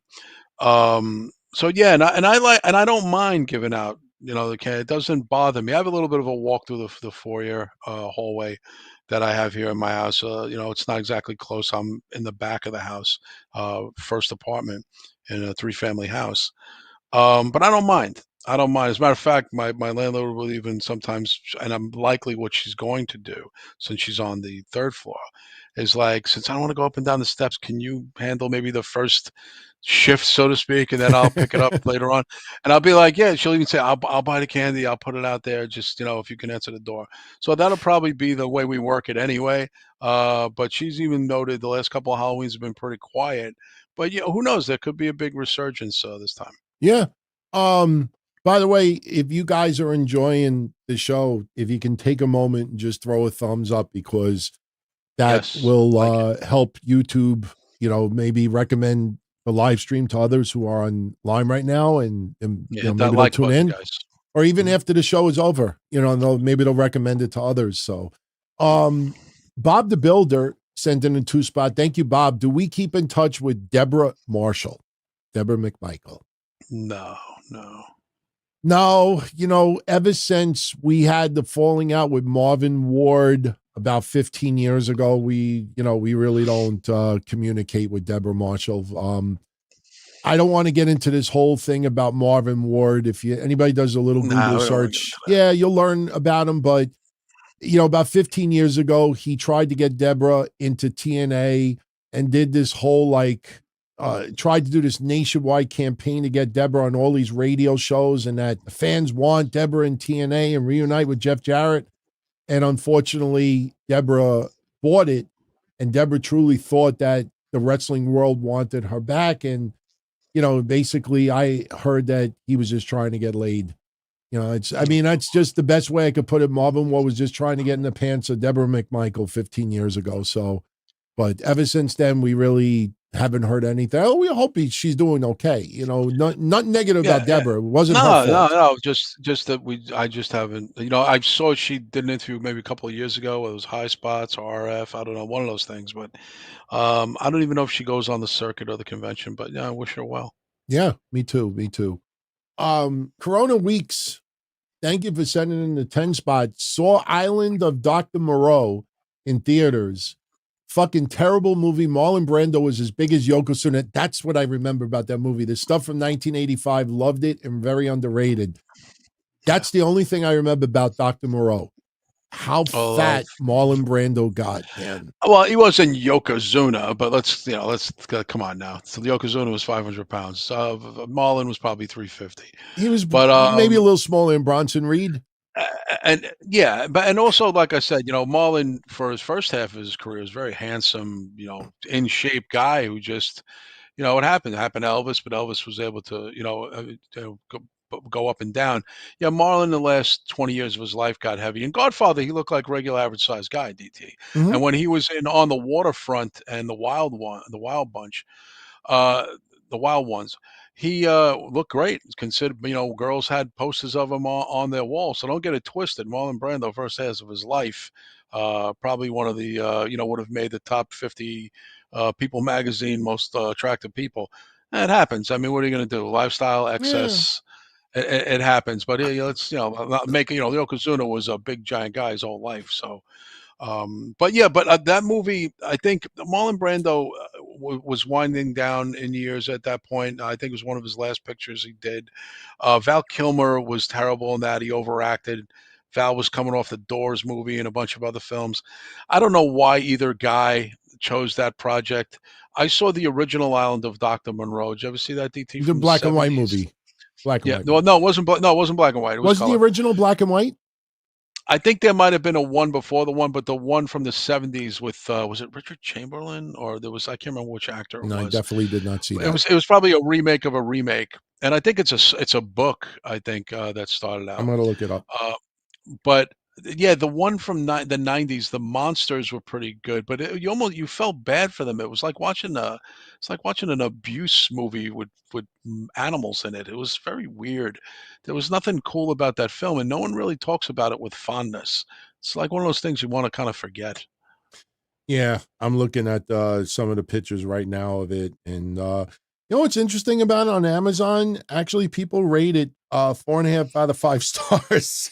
I That's don't know. it's weird. That's weird. I just remember like just feeling bad for the animals, and they would like be bellowing in pain and how Yeah, I was just like, experimenting. Yeah, and yeah, and they experimented, and they were prodding them and torturing them. I was just like, this is not a feel good. It's not even a cool movie. It's like I no, feel like I'm watching an animal abuse movie. I didn't like it at all. And I again, Val can't watch Kilmer movies like and that. Yeah, I think it actually hurt Val Kilmer's momentum at the time in the mid '90s, and Val took a hit on that one, and it didn't really come back too good. I know he did the Batman movie and stuff, but that's also not regarded as one of the best Batmans. So Val was a big star, and I think that kind of declined him a little bit. He did have a comeback, and he did Wonderland and a couple other films 10 years later, but and now Val is not well. I know he made an appearance in that Top Gun movie, but Val Kilmer, remember that DT in the early '90s? He was a sure. big deal. He was Yeah, a big deal. the And Top being with Gun Marlon was. Brando, and by the way, they didn't get along, those two. I think they had terrible things to say about each other, Val Kilmer and Marlon Brando. They all kind of hated each other on the set. Yeah, Read the bio on that film. There was a lot of shit that went down on that movie. yeah. Um, Shout out to Ndingo. He wrote this earlier, and I definitely wanted to answer this. How come wrestlers today are so soft? Not like the wrestlers back in the day. And yeah, we've been watching wrestling longer than he's been alive.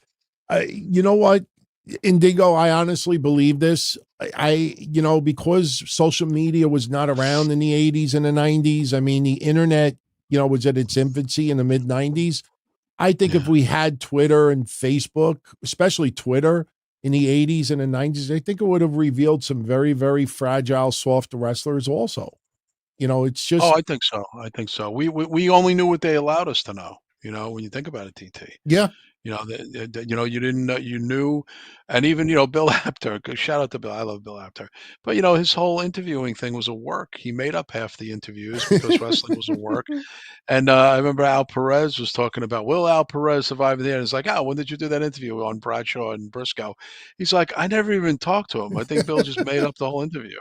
He's like, Yeah. I didn't have anything to say about WWE. I was never interviewed for that magazine. So, I mean, yeah, and you're right, DT. There was probably some real fragile egos, and there was a lot of debauchery and a lot of crazy shit. Probably a lot of ruined careers, DT, if they had social media back then. You Guys know, like Buzz Sawyer and Dick Slater probably would have been canceled, to be honest I with was you. thinking about something. Not to just we're not going to turn this into a criticize or bash Dave Meltzer episode. I mean, there's tons of people that do that already, but Yeah, I it's boring wonder after a while. if that's part of the problem of Dave Meltzer today. That he's been doing this for 40 years, and at that time, a lot of the wrestling magazines were still not just kayfabe, but they would write stories and interviews that didn't exist. And I wonder if Dave Meltzer ever, incorporated creative writing also, because, hey, the wrestling magazines were doing it. Why can't I to an extent? I mean, I know it was a newsletter and supposed to be like, no, this is where the real stuff. But at the end of the day, wrestling was still wrestling 40 years ago. So I wonder if, Yeah. that's a little bit of his problem, like kind of following the footsteps of what the wrestling mags were like back in the day. It's a combination of a few different things, I think, DT. But I think today, even though facts get skewed and they get convoluted and foggy and stuff, because it kind of depends on who the messenger is, DT. Yeah. A lot of people like say they shoot straight or tell it straight, but there's always some curve with the straightness. You know what I'm saying? It's never fully straight ahead. It's always more opinion than facts. Even with reporters and DT, we know this in media is very much the deal now. It's very slighted. Yeah. It depends on who you get. Depends on who you get in the news from. Best thing, DT, right, is research on your own. Yes. And Yeah. tomorrow, I can't wait till we do the DTKC show. Yeah, me too. Not only did we nail, what was going to happen with the bloodline 2 weeks in a row, but we got predictions coming up Monday for Crown Jewel. But not only that, we're going to have some fun about this claim that Hulk Hogan made uh in an interview. I mean, we don't have to talk about it now, but No, we'll guys, talk about tomorrow. yeah, tomorrow it's going to be fun. Where Hogan made a claim that he rejected passes from two very, very, very, very legendary women in the music world. We'll just leave it at that. So we'll just tease it for tomorrow. Ian Gomes, thank you for the 5 spot. Ian says, what was the scariest horror story that happened to us in real life? What kayfabe wrestling story was so scary we thought was real?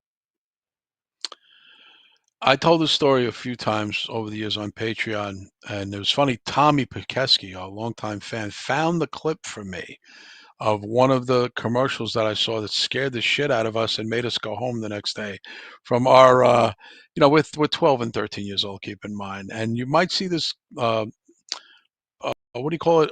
PSA Yeah, public commercial about service announcement.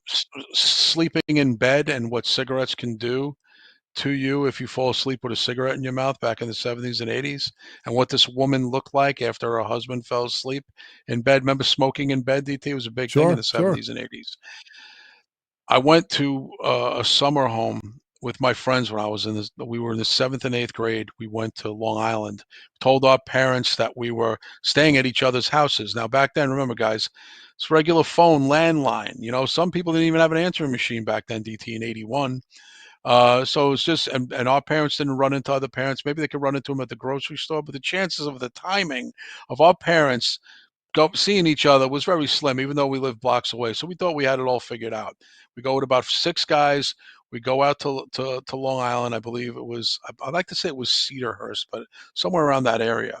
They had my friend Chris's parents, his father was an NYPD sergeant, and they had a shared home, like a summer place that they went to in Long Island during the summer times, because there was like water over there and the boats. So we go there and we think, we're having a good time. We're going to have a big sleep out. We're going to go out to eat. We're going to do all these things. We're just 12 and 13. It was a big deal to go to the movies on our own. We're going to sneak into an R movie in the local town theater over there. Can't remember what movie we saw, but we saw obviously a horror movie. Oh, I think we saw Friday the 13th, maybe part 2 or something like that in 81. Whatever was out back then. The Howling. I'm not sure what we saw. Remember The Howling, DT? Sure. So we go there, and there was a story that Chris's older brother told us about the house, that someone, remember Amityville Horror was big in 79 there, DT, Yes. Yeah. Amityville. So there was someone died in the house that Chris's parents bought. And we don't know if it was real or not, but he knew we were going out, and the big brother kept a secret that we were going there because we wanted to tell somebody in case something happened.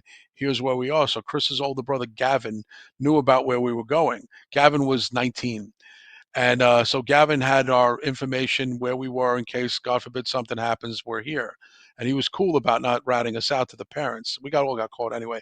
So we go there, and Chris is rehashing the story, and we're all there. We ordered pizza.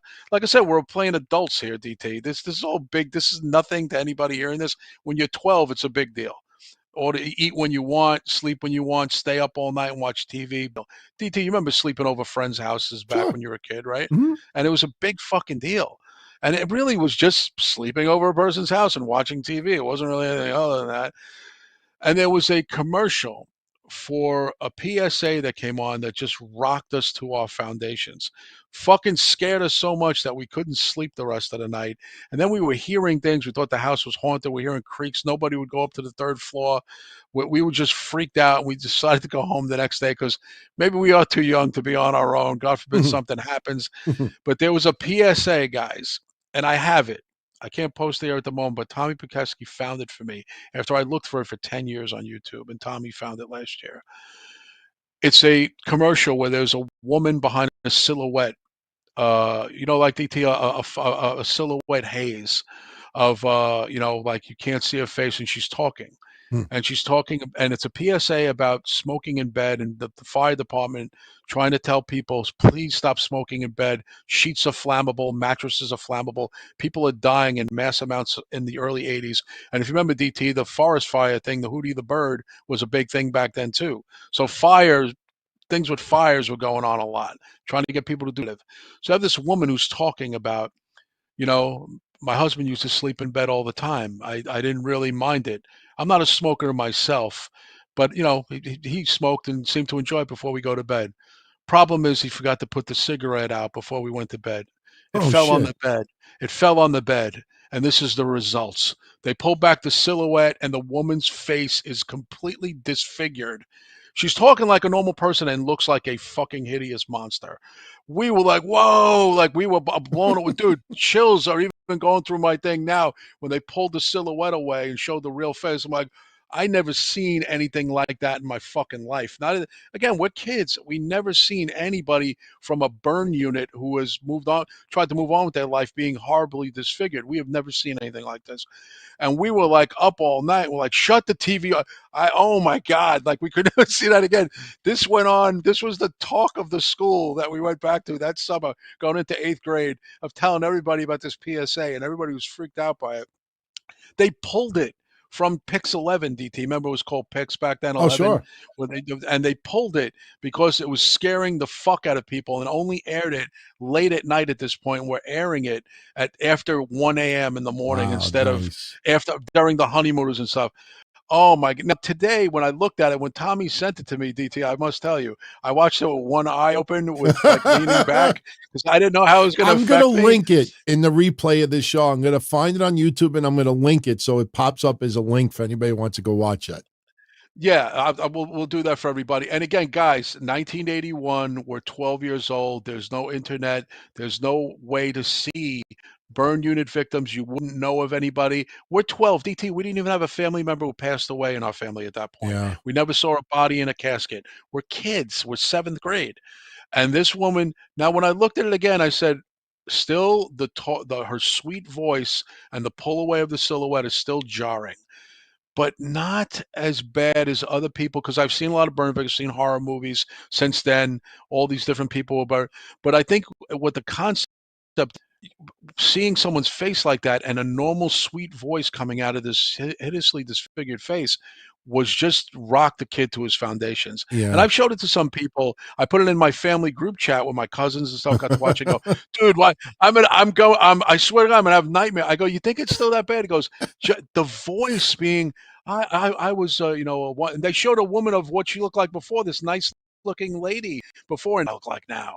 And I let my husband fall asleep in bed, and here's the results. Whoa! Like it was like holy shit. Wow. So it was like, because that was the other thing. The before picture they had next to her on a like just on the side next to her, and they had her voice masked and the silhouette.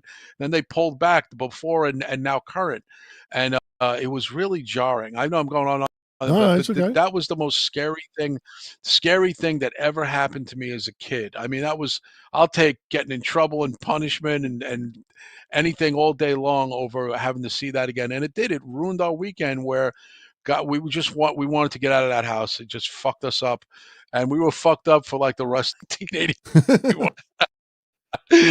I was had to see therapy after that. And I remember when it came on again and we saw it, I happened to be up with my dad watching a honeymooners thing, and I was like, I left the room, and my father, oh, yeah, the woman got burned. She's disfigured. I'm like, Dad, but how do you move on with your life like that? He goes, people, you know what I saw with the army? And my father would tell me, he goes, you want to know what happened to people in Vietnam? Oh, So, God. that my father was like, I've seen worse than this, Yeah. from just medic units. So he's like, no, he goes, well, this is don't, my father smoked. I said, Dad, please don't ever smoke. I never smoke in bed, never would do that. It's never Yeah. gonna happen, your mother. Don't worry about it. Because I remember my dad was a smoker, and I would say, Dad, please don't ever smoke in bed. He's like, no, my father never smoked in bed. But DT, my Uncle Frankie used to have a cigarette dangling watching the game from his Yeah. bedroom.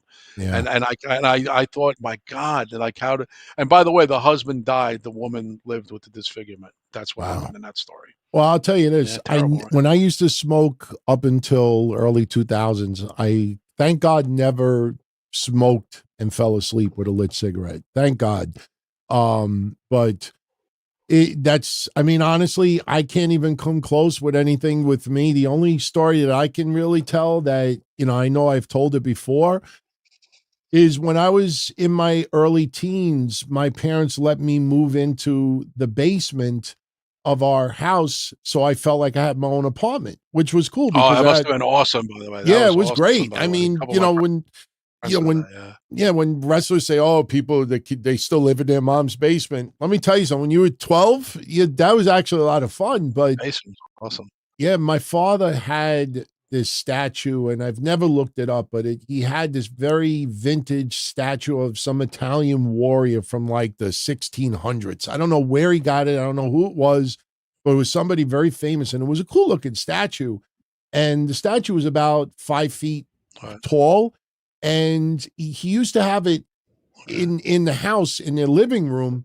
But after a while, I think it just started looking a little bit outdated, a little bit old. So he put it in the basement. And I moved down in the basement, and it was always, like right outside my bedroom in the corner. And whenever I would like get up in the middle of the night to go to the bathroom or something and all the lights were off, I would walk past it and I'd see this statue and I'd start getting really scared at it. And it started creeping the shit out of me. And one time, I Right. swear on my parents, I'm not kidding, I swore that the eyes followed me. And I turned the statue opposite so it was facing the wall. And, when I would get up the next day, I would turn it back so my parents wouldn't see what I did. But one time I turned it facing the wall and I forgot to turn it back. And my mother had said to me, "It's like, why is the statue, turned the other way?" And I was like, "Oh, I was just dusting it and I kind of forgot to turn it around." But I would then so I wouldn't I put a shopping bag over his head so I wouldn't have to see the face, but I would get freaked the fuck out for a very long time. And then after a while, I kind of mellowed out with it. Yeah. So, but as far as wrestling, No, it's crazy, man. It's yeah, crazy. wrestling, it really wasn't anything. I mean, early on when Snooker got pile driven 2 times from Ray Stevens in 82, you kind of thought that was a legitimate injury, when you're preteen and you're watching wrestling that early. But, I never really saw anything like really scary that we thought, other than, the stupid faking of a heart attack that Flair did once and others, like you don't want someone to fake shit like that. So it never really came across stuff like that with wrestling. So, and by the way, I think it No, was, I never got scared by wrestling. I can't remember a wrestling angle that, even though I got into it when I was 12, I don't remember anything upsetting me with wrestling other yeah. than my favorites losing, like Tony Green and Rick Martel losing the belts to the Moondogs. That bothered me, but other than that, no, wrestling never rocked me like that, like the way that PSA did. Well, I'll tell you this. The individual wrestlers, once in a while would scare me. Like I always said when I was much younger, Killer Khan used to scare me a little bit. But Yeah, after yeah, a he while, was he was scary. I agree with Killer Khan. I agree but with you after on a that. while, I would laugh. I would laugh at his screaming and stuff. You get a little older, you kind of grow out of it. So, um, Absolutely. Let's keep rolling though. yeah, Mark Hicks really quickly. When The Rock first came in 1995, none of us ever thought that he would be the superstar that he turned out to be. We just No, thought son of another wrestler like Scott Putski and David Sammartino, and he had a great Brian Christopher. Yeah. Brian Christopher. He had a great look, but no one could have ever envisioned him to turn out to be what he was. So, we'll get into really quickly the results from Halloween Havoc because apparently it is in the book. So I'll give everybody the match results in a moment. Just want to catch up with some of these super chats because we're going to start wrapping this up soon. Rojo Bear, thank you for the 5 spot. What are our all-time favorite Simpsons Treehouse of Horror specials? I can't really tell. I've seen a bunch of them, but I'm not such a dedicated fan. I'd be much more easy to uh, recap Family Guy episodes, not horror episodes, but just any Family Guy than I am for Simpsons. My brothers Draper, my brother Mike, they were more into the Simpsons. I Treehouse of Horrors, I can't even give you anything. I mean, I've watched a few of them over the years, and those were always cool. But I don't know it. I didn't see it enough to even like do a recap. Oh, my favorites were. The Simpsons wasn't my show. That was more my two younger brothers' shows. They could probably talk about everyone, but I wasn't a big Simpsons guy. I was Family Guy and I was dating someone for a long time who every Sunday Family Guy was like on the button. So that's how I got into that. But Simpsons DT, even when it first started in the late '80s, everybody was on board with it. Wasn't really my thing, you know. Yeah, I mean, for me, I was never like hardcore into the Simpsons. I mean, I know that they have these Treehouse of Horrors going back. My God, it's got to be almost 25 years now. I will tell you, Yeah. like when they first would do the ones with Bart Simpson, those were always cool when they would do things with zombies and stuff. But the thing is, when the Simpsons first came out, when they were still like a little part of the Tracy Ullman show, like we kind of got into it. It was more of like winning stuffed animals at like fairs and bazaars to like give someone, because Bart Simpson big stuffed animal plush dolls were like the big thing at the time. And But the after a shirts, while, the Simpson yeah, T-shirts, my God, yeah, I big mean, deal. but after a while, when you got into like the early 90s, I shifted over to Beavis and Butthead. Like I was kind of like that comedy route. And later on, Family Guy. I mean, I was very late to the game of Family Guy, but Treehouse of Horrors, like nothing really stands out to me. I mean, they would do the Halloween theme episodes and they would do some freaky shit with Marge Simpson, but there's Right. nothing that really stands out. But I do know that they came out with a DVD several years ago, and I don't know who had the DVD, but I remember seeing the DVD and I was like, oh, I got to check that out. It actually looked pretty cool. But they no, I get the Simpsons are more like 35 years. I'm saying the Treehouse of Horrors didn't start right away. That happened years later. So I don't think Treehouse of Horrors goes back to the origins of the Simpsons. I think that came Goes out. back to 1937. I'm just So, kidding. I'm just but kidding. yeah, he says a second season. Okay. All Well, right. but like Simpsons are fine. I'm shocked that the Simpsons lasted as long as they did. I'm shocked that Family Yeah. Guy is still doing what they're doing. So Yeah, it's amazing. yeah, the mayor of Dinosaur Island Landry. Shout out to you, Mr. Mayor. 2 quick questions. Top 3 favorite Stephen King movies. And when our mom made homemade lasagna, did she use cottage cheese or ricotta cheese? Top 3 favorite Stephen King movies. Let's see. Pet Cemetery. Yeah, that's my favorite. Uh, let's see. Um, I like Graveyard Shift, which is very underrated about the rats in the basement. That was pretty good. A lot of people don't talk about that. Uh, I liked Firestarter, the original one with Drew Barrymore. I didn't like the remake at all. It was total garbage. I didn't like the remake of Pet Cemetery either. But I will go with let me see. What about the remake of Carrie? Yeah, I saw that one with Chloe Moritz or whatever her name is. Yeah. That was okay, but Sissy Spacek is just she's got that role wrapped up. Yeah, Carrie, I would probably put. I forget Carrie's a Stephen King. I'll go Carrie first, Pet Sematary second, and Graveyard Shift third. Well, I'm looking at the list of his movies, and for me, it's got to be number one on my list. Got to be The Shining.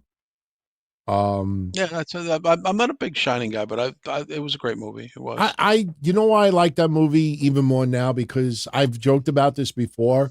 Like in this day and age, like they had TV. I mean, I remember the kid watching Roadrunner cartoons. I'm like, if I got stuck in that house for that many months in a snowstorm and I had my hot wife and had my, even if my kid was there, if I had internet and social media and Twitter, I mean, you know what I'm saying? Like in this day and age, like I'd be like, all right, I'm good. I got the internet. I could fucking shop. I could watch porn. I could fucking, go on Twitter. I could go check.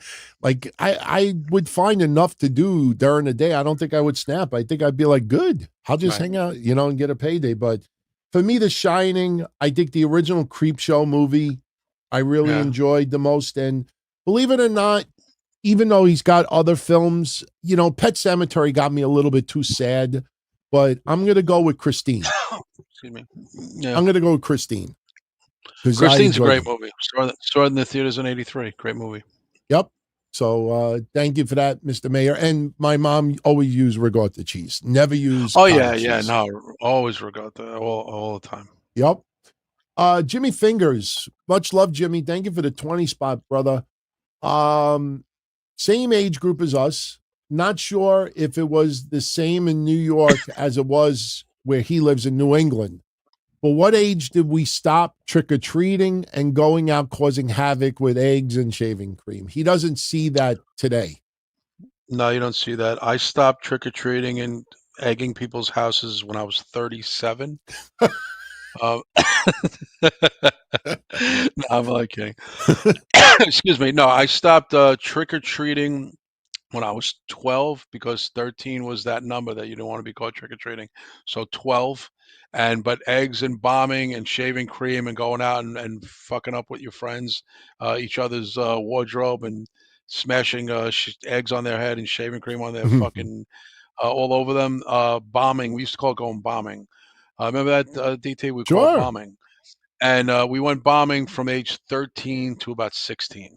And then so after 16, you had a girlfriend usually, and then you went, you watched movies. Then remember that, DT, the segue into having friends over and you have a movie night for Halloween. Yep. Because it was kind of like the cycle of how you did things there. Kid trick-or-treating, teen to mid-teen bombing and causing some mischief. Then over 16, getting later years, junior, senior high school, you have a girlfriend now. You got to grow up. You can't act like that.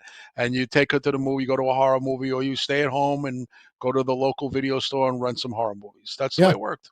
Yeah. I think in this day and age, the reason why you don't see the shaving cream and the eggs anymore is because, obviously cars are a lot more money now. And even if you factor in inflation, I mean, back in the day, cars were a lot cheaper, and you hit a $80,000, $100,000 car. Now somebody's going to get out and hit you with a crowbar. So, or worse, or worse, sure. And plus, with phones everywhere and footage being everywhere, I mean, I'm sure people will do it still for internet fame, but it's too risky now to do it. And as far as trick-or-treating, same thing as with Kev. I was probably 12 or 13, and then that was it. I started driving at 16, and I know I absolutely was not trick-or-treating when I was 16. So I probably stopped at 13 around that year. But you did the bombing thing at 14, 15 with your yeah, friends, I did the right? bombing. It's got to be up to, I think it was up to 16 because once I started Me too. driving, I got too lazy. I got No, extremely. exactly. No, you're right, and exactly because you have more options now to do things. And again, girls took more precedent in your life as you got in your older teens. Remember, 13, 14, you like girls, but your friends, your male friends, were everything when you Yeah, were in junior high school. And you didn't want to be, called out for not hanging out with the boys. right. So yeah, it was just a cycle. I don't know if it's like that today with kids or with young teen boys or how they roll. But yeah, I mean, it was fun. It was kind of destructive. I really think about it, DT. We definitely nailed a lot of cars and stuff, and really didn't think about. We didn't No. like cause any major damage. Usually, we were hitting old Chrysler Cordovas or something like that. There were no Maseratis on our streets, or even Jaguars or BMWs. No, No. there were Volvos. Remember, DT? The Volvo was big back then. Sure, sure. But I don't think we ever really thought going in the house and we're all covered in eggs and shaving cream. And my mother's like, "You didn't break any windows. We didn't break any windows, but we hit some windows, and people cleaning it off. Weren't very considerate probably of what we did to our neighbor's property, unfortunately. But Yeah. and you could not do that now. Oh my God, there'd be lawsuits like you wouldn't No. believe. Plus, Yeah, somebody brought up in the chat, it was so true. Everybody's got Ring cameras now. So you bomb somebody's yeah, house, it yeah. gets caught on film. I mean, it's just too much video footage now. Even you walk down the street, I mean, there's cameras at the corners, Everywhere. yes, everywhere. I mean, you just couldn't get away with it anymore. I mean, unless you just like go inside the park and just egg each other. But so that's probably why you don't see it like you do now, like we did back in the day. But plus Yeah. today, day and age, people don't go out like they used to, just in general. So, even if you're online, imagine talking to your friends like, "Hey, let's go out and let's just bomb each other with eggs." People would be like, "What are you, stupid? Like, why? Why would I DT, do remember that?" DT, remember also what we did to get a spray effect? We would take the cap off the Lysol bottle or one of the caps in the family house that had a spray aerosol and put it on the shaving cream thing. Like we would find ways to rig it where it was more Oh, effective. well, And DT, remember the people who froze fucking eggs? That was cruel. I mean, that, people yeah. put eggs in the freezer. That was fucked up. I mean, that's I remember my it was friend like, with "Ow, a shit, dude, that hurt." I goes, "Oh, that was what I got out of the freezer." I'm like, "Dude, you could have killed me." I swear Oh to my God, god. one of my friends took one of those Lysol cans with a lighter and started running after Oh people with the god. lighter lit and spraying it, Oh and my that shit would god. get Yeah, I've scary, seen that man. done. It I've would be seen that done creative, but in the the park. frozen eggs, I totally forgot about. You hit me with a Oh frozen god. egg, you motherfucker! It's like a Jesus. rock. You have a big welt on your leg. Oh my god. Oh man, Oh, that's fun. I oh. miss those days. I actually do. Yeah, it I'll was. never forget. I swear. I know I've told this story on the past, probably on Patreon, but one year, me and my friends were bombing each other with eggs around Halloween. And I must have been probably 14 at the time. And we were walking a couple of blocks from my house, and I hit my friend Billy in the back of the head with an egg. And I swear Oh god. on Jesus Christ, we still once in every couple of years bring up the story. I hit him in the back of the head with an egg, and he turned around. And he said, "Who did that?" And I said, "Joey did it." And he beat the shit out of my friend Oh, Joey. good lord. And everybody's standing there like, "Billy, no, Oh no." And god. he just started wailing on this guy. And I felt so awful after, but Oh my I god. saved an ass kicking to myself, though. I didn't get my ass kicked. But as soon as he looked at me, he said, "Who did that?" And I said, "Joey did it." He fucking just beat Oh my him up. Oh, yeah, that's Oh, those that's times were funny. crazy, man. The Yeah. crazy times. Yeah. You got more questions? Yeah. Let's see. King Hype sent the 10 spot. Been a fan Thank of you, King. ours for a couple of years. His father's been listening to us for over 15 years. He Oh, thank you, started, man. That's awesome. yeah, he started a pro wrestling school, and it's brutal. He's excited and was wondering if we had any advice. So King Hype actually opened up his own wrestling school. That's fucking awesome, man. That's fucking very I awesome. miss the days. Yeah, go ahead. Reminds me of Cross, who was listening to us before he started wrestling school in Las Vegas. Yeah. Uh, That's what I was going to say. I miss the Kevin days Cross. when Yeah. people in wrestling would shout us out where we were live and everything like that. My honest advice is this. Don't get frustrated. And I say this for people who launch a podcast. Oh, he said he started. He didn't open his own school. King Hype saying he He started started training at a wrestling school. Okay, so this makes it a little bit easier. I trained at VPW's wrestling school for 9 months. And, I was fooling myself, obviously. And, I went through, when you hear stories of people throwing up in buckets, it's all true. The one thing is that, in the beginning, it's very, very, very, very rough because they want to see how far you could go cardio wise. I think cardio in wrestling is more important than actually strength or anything like that. But I will tell you that, if you could get through the first couple of weeks, you'll get used to it. I mean, for me, my problem was whenever I did back bump, and that's why I started doing the crappy managing stuff. When I was trying to do back bumps, I would keep hitting the back of my head over and over and over again. Oh. And I would throw up sometimes, not from running the ropes over and over again. It was from hitting my head and getting dizzy. And what happened was I never realized that from my car accident in 1996, I did a real number on my neck, but I never really needed to use my neck muscles to that extent. So I couldn't tuck my head in no matter how hard I tried. So, the guy that did the school at the time stopped me from doing the back bumps because I just didn't have the strength on my neck no matter how much I tried. So, the school is brutal. It is not easy. And you will have days that you're going to just like, nah, this ain't fucking worth it. This is too, and plus the trainers will come off nasty. You can't take it personal. They're just trying to, rough you up to see if you can handle it, to try to weed out those that think it's, easy peasy. But just have fun with it. And if you have to take it slow, take it slow. But I'm telling you, after a couple of weeks, if you're still doing it, it gets easier. It gets a hell of a lot easier. So, but good luck to you, man. Good luck. I mean, I definitely love to hear, that a month, 2-3 months from now to see how you're doing with that. Keep us posted. Yeah. Yeah. Jimmy Fingers with another 20 spot. Thank you, Jimmy. Thank you, Jimmy. Either of us see the movie Trick or Treat? Came out in 84, 85. Gene Simmons and Ozzy Osbourne were in it. Monster, of course it's her. Yeah. The monster was the ghost of rocker Sammy Kerr killing everyone. Yep. Mm-hmm. He calls it beautifully terrible. And the band Fastway did the soundtrack. Yeah, Fastway, Eddie Fastway. I remember it. Again, we were, my brothers, I was still a Guido at that point, but my brothers were all into heavy metal.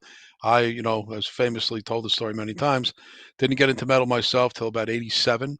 But I saw that movie because my brother John and my brother Mike were into it big time. And it was beautifully terrible. That's actually a great way to describe that movie. It's under the radar. A lot of people, believe it or not, still to this day don't know about it. Because there's another movie that became Trick or Treat later on that got more famous and a much better horror movie. But the original Trick or Treat, or Trick or Treat, whatever you want to call it. It had to do with metal and it had to do with music. And a lot of people don't know about that film. So maybe you guys are hearing this now on the show. You could check it out from 1984. Beautifully terrible. I'm looking at the cover art of it. I do not recall ever seeing that movie. But I do. Big deal in my house. I do remember a movie that I definitely have to reveal the name. And, it's funny. And since Gene Simmons was in Trick or Treat, I'm going to tell this. A movie that came out in 1978 that I saw. And to this day, online, they call it one of the worst movies of all time. Oh, I know what you're going to say. And when I saw it, I actually thought it was cool. I mean, but then again, I was just a teen at the time. But I wasn't even a teen. I was 9 years old. No, you couldn't have been a teen. I was 10. Yeah. Kiss Meets the Phantom of the Park. So yeah, it's classic. Now it's classic. It's also classically terrible, but they were at the height of their popularity at that point. Of course, in '84, Kiss had took the makeup off already in '83. Yeah, So Simmons was starting to act. He was in a movie called Runaway with Tom Selleck. I don't know if you remember that, DT. I don't And remember, but he was in a few movies. He played the he was in villain. Miami Vice, one of the Miami Vice Yeah, episodes from the yeah, 80s. he was doing acting. He started in '83. It started like an acting thing with Gene. Once they took the makeup off, more opportunities came for them to do stuff outside using their real face and their real image. And Gene capitalized on that. Played the heel in a couple of different movies. He was in a movie Never Too Young to Die with a very very young John Stamos. Was probably 19 at the time. Yes, guys, John Stamos was around forever. John Stamos has always been here. That's one thing you'll and he's still and DT, that guy still looks fucking great to this day. That son of a bitch is 60 years old. He's as handsome as any guy I fucking know who's half his age. John Stamos is a vampire. And you know who's in that movie, DT? Vanity. Nasty Girl. Oh, Remember? wow. Oh, I had a Denise. crush Yeah. on her. I had a big crush on Vanity. You guys remember Vanity? She had the song Nasty Girl. Yeah, It was in Kev, the Vanity or Beverly Hills Apollonia? Sunshine. Oh, Vanity all day long Yeah. over Apollonia. I saw what Apollonia looks like today. Nah, I mean, I think we don't know how Denise would have aged because she died Yeah. unfortunately, maybe a little less than 10 years ago. Yeah. But what was I going to say? So yeah, Gene Simmons had dipped his big toe into acting at that point. I don't think Gene was a very good actor. Ever was a good actor. Never really took off. But yeah, check out Trick or Treat, guys, if you want to see something very obscure, and if you're into metal and that kind of metal. Fastway was a great band. Okay. I do remember it came to me a little bit more. I do remember when Gene Simmons was in Miami Vice. I think it was the first episode of season 2. He played a drug lord and he was on this giant yacht with a whole bunch of hot women. I actually thought he would look badass because he was playing the drug lord. He looked like a drug Yeah, lord, he especially I did. think he Yeah, wore a no, he did. white suit because everybody was wearing white at the time. So that was good shit, man. That was good shit. I mean, and me, I was a Guido. I've been a lifelong Guido, but I did have my moments where I was into rock. Like I said, my first cassette ever was the group Yes, Nice. Twisted Sister. Oh yeah, My of God, course. Led Zeppelin, Motley Crue. sure, Motley Crue, Pink Floyd. Pink Floyd is one of Nice. my favorite groups of all time.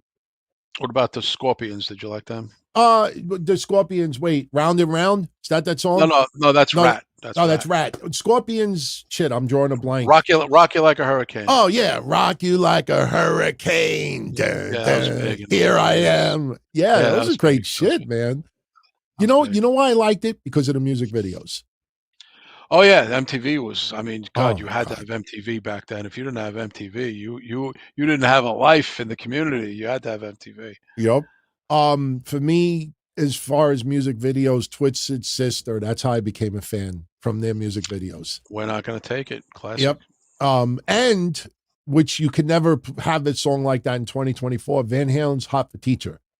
Oh yeah, absolutely. That was also. I mean, Could- that was a big year, and the album was called 1984. yep. We got about a half a dozen. These are more like rapid fire super chats, Yeah, but let's do it. yeah, Keep going. Didymus wants to know Munsters or Adams Family. I'm more of a Munsters guy. Yeah, me too. I tried so hard over the years to get into the Adams Family. Never liked Couldn't it. get it. Yeah. I like the Munsters, and I'm one of the few that like the reboot of the Munsters when the Munsters Now, I think it was, when they came out Oh in the God. 90s. You know, Was that John Shuck? I think played yes, Herman Munster. yes, yes. That you I know what? remember You that. know what's great about that TV series? Right towards the end of it, I think either the internet was just starting to happen, like the internet, the World Wide Web or something. And just like Married with Children, Married with Right. Children, right towards the end of their run, the internet started to come out, and it was pretty cool Mid 90s. Mid yeah, 90s. yeah. It was just the Munsters Now, I think it was called, but I actually thought it was okay. I didn't think it was that bad. But Munsters all the way. Yes or no, is La Parka underrated? I guess yes. The new La Parka now, I think, is somewhat. I mean, you know what the problem is? Most people remember LaParca from WCW, the chairman. Right. And, you know, I Original. think he was more comedy there than anything else. I mean, I remember LaParca had a match with Goldberg, I believe it was. And I was kind of like, you know, impressed. I liked LaParca best when he was in ECW as far as, you know, American wrestling goes. But Right. LaParca just for the United States, he was always known as the chairman. And I don't think fans took him as serious. Plus, when you have Rey Mysterio there and doing his thing, Yeah. It's LaParca always always felt second like he was on places. the back burner. I agree. Um, this is kind of rough because I have not seen every single one of them, Jeff, but rank Halloween and Friday the 13th movies from best to worst. I mean, we would have to like pull an entire list of those Yeah, we would be movies. here all night. I'll say the best, in my opinion. I'm very adamant about this. My brother Michael backed me up, and I think Draper to a degree. I think Friday the 13th, the final chapter, number 4, was the best out of all of them, as far as even the killer, the scene. That was when Corey Feldman, DT, shaved his head. Yes. Coming down the steps. A lot of great kills in that. He was sick looking. He was frightening. He was immense. Remember the first one was the mother. There wasn't even a Jason or part two, and the one in part two. Come on. I think anybody here in the chat could have took Jason in part two. He wasn't. He wasn't that big. He was wearing the overalls and the sack over his head. Part three is when he started to get scary, but part four is when he become frighteningly strong and unkillable. Even though he technically was killed, they did, they did he lives in 86, 85. That a guy who wasn't even Jason. So I'm going to go with part four, chapter four, but the reboot in 2009, Jason, Derek Mears, who played Jason, blows away Kane Hodder and anybody else who played Jason in any of the other movies, Jason X, Freddy versus Jason, all that stuff. Derek Mears, the rebooted guy, 2009, played the fucking survivalist Jason. There was no superstition. There was no witchcraft and magical things. He was basically DT like a disfigured Rambo. This version of Jason, Yeah. which was more believable that he was a deformed guy who lived in the wilderness and lived survivalist style. That was far more believable than being electrocuted in the Frankenstein version of Jason, the silliness of that, the hokiness. If you didn't see the reboot because you're on the fence about reboots, 2009 Friday the 13th is fantastic. The kills are fantastic. Derek Mears is frightening, absolutely frightening. This guy's chasing you, shit your pants. Where the other Jasons were hokey and silly and comic book shit. Yeah. So chapter four Jason and 2009 Jason are the best Jasons, most frightening ones. People have a fondness for Kane Hodder, anything he does. Nice guy and everything, but please, Derek Mears blows him away in height, size, athleticism. Just the presentation of Jason 2009 is amazing, and I hope they bring Derek Mears back. They're supposedly going to do a new Friday the 13th at some point. They're caught up, DT, with copyrights and all sorts of problems with that right now. Yeah. Yeah. And what was the other guy? The And movie? Halloween, the Halloween series. Halloween, again, the first Michael Myers, when you look at him now, you guys watch Halloween 1, I agree with you. Regular sized man. Jamie Lee Curtis could practically beat him up.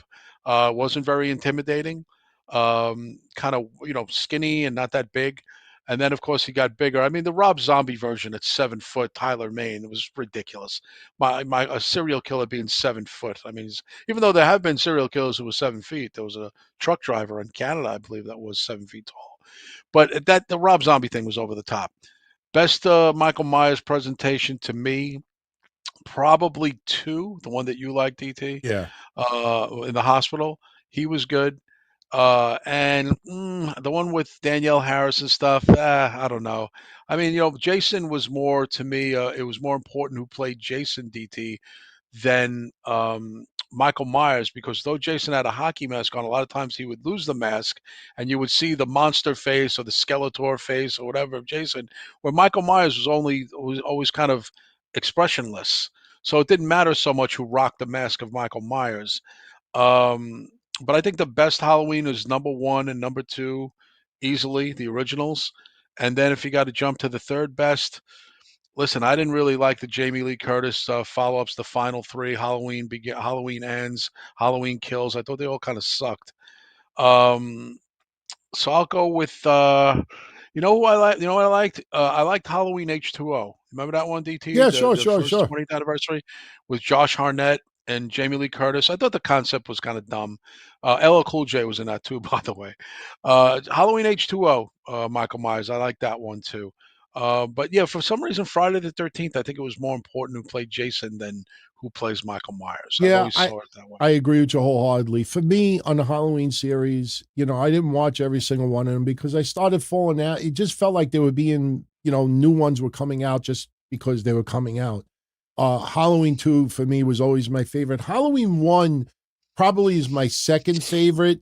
Yeah. H2O we all watched because it was 20 years and Right. we were missing because after 4 it felt like was on, like Halloween was kind of on hiatus a little bit. So the fact that they were going to bring it back in, like, I think it was 98 or 99, whatever year it was, 99. just Yeah. everybody was going out of their way to see H2O. And I thought it was better than what I expected it to be. But the latter ones, Jamie Lee Curtis looked old, and it kind of became a running joke, like, she is got the most epic fails of, like, not killing this guy. It's like she's had how many movies she can't get rid of him. For Yeah. Jason, I agree with you. The final chapter for me is first on the list. And I still remember when they showed the commercials for the movie and they would show the knife going through the eye of the mask and Yeah. the mask rocking back and forth. I mean, that shit scared the shit out of me when they had that. I liked Friday the 13th part 2. Part 1 kind of had to explain everything. So With the part one mother. was, Yeah. yeah, part 1 seemed like it needed a little bit more. But as I go through these other ones, I'm with you. Friday the 13th from 2009, like everybody's been a reboot now. And I Yeah. agree, the Rob Zombie shit is just absolute shit. I'm just shocked that Yeah. it could be that bad. But the reboot they did in '09, you're kind of surprised that we're now in 2024 and it's taken them this many years to come out with another one. It's kind of surprising. All tied up with Sean Cunningham and the originator Yeah, sure. of the creator, A lot of and the legal. people who got the rights. Yeah, different movie companies that then got sold in corporate buyouts and takeovers and stuff, and it just got all fucked up with the Friday the 13th rights. And it's been, you're right, DT, 2009. We're coming in on almost 20 years Yeah. of that. I mean, I 16 remember when I years next first moved. year. Yeah, I was like, I was here 2 years in this apartment. I'm in my 17th year in this place, and me and my ex, who moved in with me here originally, we went to see that in the theaters, and movie theater right by the house, still here. It's literally walking distance by the house. And yeah, it goes by so quickly, and everyone's like, "Oh, the technology." It's not really about technology, DT. Too. It's got to be the story, Yeah. and the kills got to be good, but you gotta. It's good. It's got to be scary, and it's so hard to be scary today. You have to invest in the characters. Like, you could make anything look good these days, but if you don't have a connection with the good guys, the evil characters, even the victims. I mean, going back to even the old Freddy Krueger movies. Like, even the victims, like some of these morons that instead of running away, they would just like go into a corner. Like, you kind of like rooted for them to get killed, or somebody would fight Freddy. And I remember the movie theater would erupt. It'd be like, yeah, kick his ass.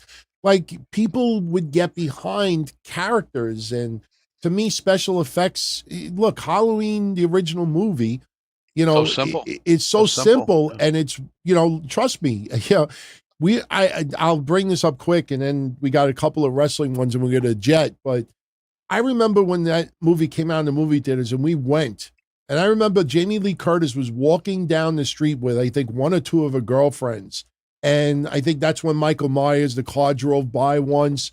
But then they bump into, I don't know if it's a police officer or It's somebody, the but sheriff. The yeah, the sheriff. sheriff. And you just heard this sound like, like he just came out of nowhere.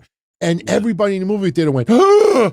Like, you just, I still happens to this day when I rewatch. I've seen it a million times, and I still get the jump scare. They call it, of course, jump scare these yeah, days. We didn't call it that back then, DT. If you remember, no, we never. I didn't hear jump scare until about 20 years ago. I never heard that back in the day. I never heard anybody say jump scare. yeah. But even simple things like that, like you got so invested in a movie that, every little thing would creep you out. Listen, when Jamie Lee Curtis went into that room in Halloween 1 and she sees the tombstone, here lies, I can't remember the woman's name. Judith Myers. Judith Myers. That freaked people the fuck out. I mean, it was like, and all it was just a tombstone, and people, she was killed in the bed, but people were like, man, you kind of like bugged your mind. Now these days, people are like, that's nothing. Yeah, tombstone on your bed, like, and you're laid out like a death, basically a deathbed. Yeah, that's really was. So yeah, that's pretty much my list. But very quickly, for those that are interested, and I'm sure everybody could just Google the results. Here's the results from Halloween Havoc from tonight. Tony D'Angelo retains the North American Championship, defeating Obafemi in a tables, ladders, and scares match. Julia and Stephanie Vac are over Roxanne Perez and Cora Jade. Ridge Holland did, in fact, defeat Andre Chase in the ambulance match. What probably is going to shock many people, Fallon Henley defeated Kalani Jordan to win the NXT North American Championship. Wow. And hey, guys, if you heard my predictions last week, what did I say? If it's Spinner's choice, if I'm Fatal Influence, you have all three members take on Kalani Jordan. You have to kind of do like a 3-on-1 deal. It ended up being a gauntlet match. And Trick Williams defeated Ethan Page to retain the NXT Championship. Someone in the chat earlier mentioned B. Arthur, busted open. Was he Dave LaGreca involved in this episode? Did they put him like in a haunted house or something? Because somebody mentioned Dave LaGreca in Halloween Havoc tonight, so I'm curious.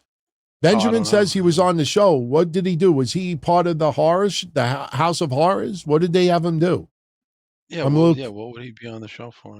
Yeah, this way I could avoid it when I watch the replay later. So, they did interviews. Bubba did interviews. Okay. Okay. And Bubba Ray's probably going to tease, that he's going to come back. I mean, him and Devon are supposed to have an NXT match. Maybe it happens even on November 6th. But, all right, couple of wrestling ones. Actually, you got one more Halloween one. Dayhawk wants to know, do we have any Halloween memories from our childhood? I'll go first. I mean, I have a few, but the one memory that kind of sticks out to me more than anything, I was freshman year of high school, and we went over to this girl's house, and I actually have pictures to back it up, and maybe next weekend I'll show you all some of the pictures. But we went over this girl's house. It was her birthday, and her birthday was on Halloween, and we did trick-or-treating. We did bobbing for, not trick-or-treating, we did bobbing for apples. We were doing shaving cream, and I ended up arm wrestling her mother. Her mother was one of these, she looked like B. Arthur, but with red frizzy hair. She looked like a woman that would beat you to fuck up, and I arm wrestled her, and I got pictures of me arm wrestling her, and I beat the shit out of her in that. And there's pictures of me slamming her arm down. I swear, Kev, I'm going to show you the pictures too. I'll send it to you on Twitter. I'll scan them this week. I swear on God, I have the pictures in this room, so I could back it up.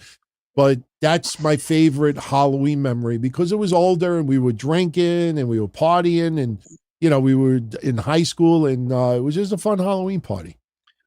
Mine was going to a Halloween party that was in a salon in Brighton Beach, Brooklyn. This girl named Malu, who was Filipino. This girl Malu was my friend Vinny's childhood girlfriend, and my girlfriend was a girl named Carolyn at the time, and Carolyn and Malu were best friends. And guys, we're like 10 years old and we have girlfriends. And they had a Michael Jackson Off the Wall party. Remember the album? Oh, Off shit, the Wall? Sure. Living Off the Wall. Yeah, remember that? Don't Stop Till You Get Enough, all that shit. And Off the Wall was the big album, DT. People might not know, before Thriller a couple of years later. Yes. What was Off the Wall, DT? 79? 79. 79. So Michael Jackson, Off the Wall, played the whole album. And we went, and the salon was decked out in Halloween horror stuff. Normally during the day, it's a busy Filipino-run, Asian-run salon, and they cleared everything out, the chairs. and decked it out in Halloween. Had a big cauldron with smoke coming out of it from an ice machine. The mom, Malu's mom, went all out for that party. It was the best Halloween party I ever went to. I just remember nonstop Michael Jackson being played. Nice. Everybody had that record. I think it was mandatory, or you went to prison if you didn't have that record in Mhm. '79. And I just remember just the best time, having the best time. I went as Dracula, by the way, DT. Oh, If you want nice. to know what I went as, yeah, 3 years. I went as Dracula in '79, '80 Wolfman, '81 an Indian. So I Oh, remember very my cool. costumes at 10, 11, and 12, DT. Those are I my costumes. I know when I was 10, it was and I have a picture of it too. I dressed as C3PO, and my Oh, brother wow. dressed as wait, I did C3PO. R2D2? I think he dressed as R2D2. I think so. Or was he a stormtrooper? Was he a stormtrooper? No, you definitely wasn't Storm. I think he was R2D2. I got to look. It's on the Facebook page, but I got the picture there. Later on, I went as a devil. I dressed as Dracula once. I dressed as Eddie Munster once because my friends used to joke with me and say I look like Eddie Munster because I had the widow's peak. Oh, okay, that's a good one. I can't remember who else. Oh, and then obviously the controversial one where I dressed like Run DMC.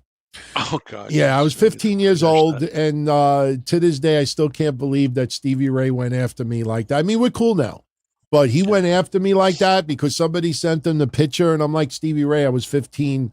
It was 1985, and I was paying tribute to my favorite group at the time, Run DMC. And, once he realizes, like, wait, I'm going after a guy who was 15 in 1984, it's like, oh, yeah, it's a different time period. So, Yeah, totally different. T. Smitty wants to know who's our choice for the top woman in the WWE. For him, it's Bianca Belair, elevated the women's tag titles, great in the ring, face of the WWE, great work as always, guys. For you right now, the number one top woman in that company. She's not in the position to be, but I agree with Bianca Belair. I love everything about her, and I think she's a great representation for wrestling. Not being a great black woman representation, great woman wrestler, just a great representation as a human being. Colorblind to that aspect because I think Bianca has a fan base. I've seen young little white girls and kids dress up as her with the hair and stuff like that. For Halloween, I saw some little white girl be Bianca Belair last year here in my neighborhood. So I thought it was really cute. Nice. So yeah, I think I would put her there. If Charlotte wasn't injured every 5 seconds, Charlotte's out of the running, in my opinion. She barely is even in wrestling. People in the chat here are more in the WWE than Charlotte is. I think DeMarcus has had more matches than Charlotte has had. DeMarcus has had more ring time. So yeah, I go Bianca Belair, and if I had to do it, I'm nowhere near consider Bayley the face of WWE at all. And again, I think she's on her way out.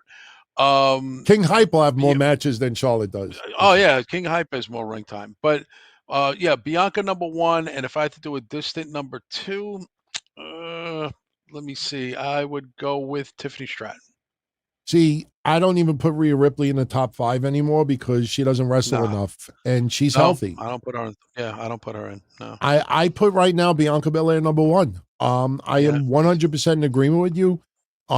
She's just has everything. She's got the look, she's got the personality. Her outside the ring, she's just a great role model for representation. Woman, black, wherever you want to go with that. She just everything about her is just top notch. It's not an act. Tomorrow on the DTKC show, Kevin and I are going to talk a little bit about what's going on right now with Samantha Irvin. I know we didn't talk about it tonight, but we're definitely going to talk about it tomorrow. And, you got to start asking yourself, I mean, you think of all the wrestlers that absolutely loved the way that she portrayed them with the intros, and now you realize that she hated doing it. It's kind of strange, but we'll talk about that tomorrow. But Bianca just has everything. I would go with Bianca number 1. I don't even think it's close. By the way, tomorrow also, somebody gave us a super chat earlier for us to cover it, and we're going to cover it tomorrow, and we'll shout you out. We're going to go over the top 20 list that Sports Illustrated put out of the greatest WWE wrestlers of all time. all I'll tell everybody right now, because I got it in front of me, all I will tell you at the moment is that Becky Lynch made the top 20. And this is of all time, guys, because Bruno's on the list and Andre the Giant's on the list. So this is not like in the last 30 years. But Becky Lynch made the top 20 and Brock Lesnar did not. So Wow. just to give everybody a little preview of how bad this list is. So Yeah, and I saw an Ultimate Warrior is not there either, and they put I just thought it was like I yeah. don't know what best superstars of all time means. Certainly, it's not money. I don't know what Scor- it means. we'll close this out, Scorpio, and we ended up going 2 hours, 20 minutes, everyone. And we want to thank everybody for the awesome questions for tonight. Scorpio 1117 would like to know, who is the next female star in AEW? Who would be the next female star you think that will go to WWE? In AEW? Yes. Well, who would you want? Thunder Rosa. Yeah. Thunder Rosa all the Thunder way. Rosa. Thunder Rosa. The That's thing pretty is, much it. yeah, I see, like, what's her face? Ruby Riott, Ruby Soho. She's pregnant, so she's not going to be in action anytime soon. Chris Statlander, it just seems like she's kind of followed the Jade Cargill route, that it just feels like there's not much for her to do. So yeah, I think it's either Thunder Rosa or Chris Statlander. Yeah, it'll be one of those two. Thunder Rosa, Chris Statlander. Yeah, anybody else, I don't think. I think everybody else is locked on the contract. Yeah, for a long I mean, time. Whoever it is, I kind of lean to Chris Statlander more than anything.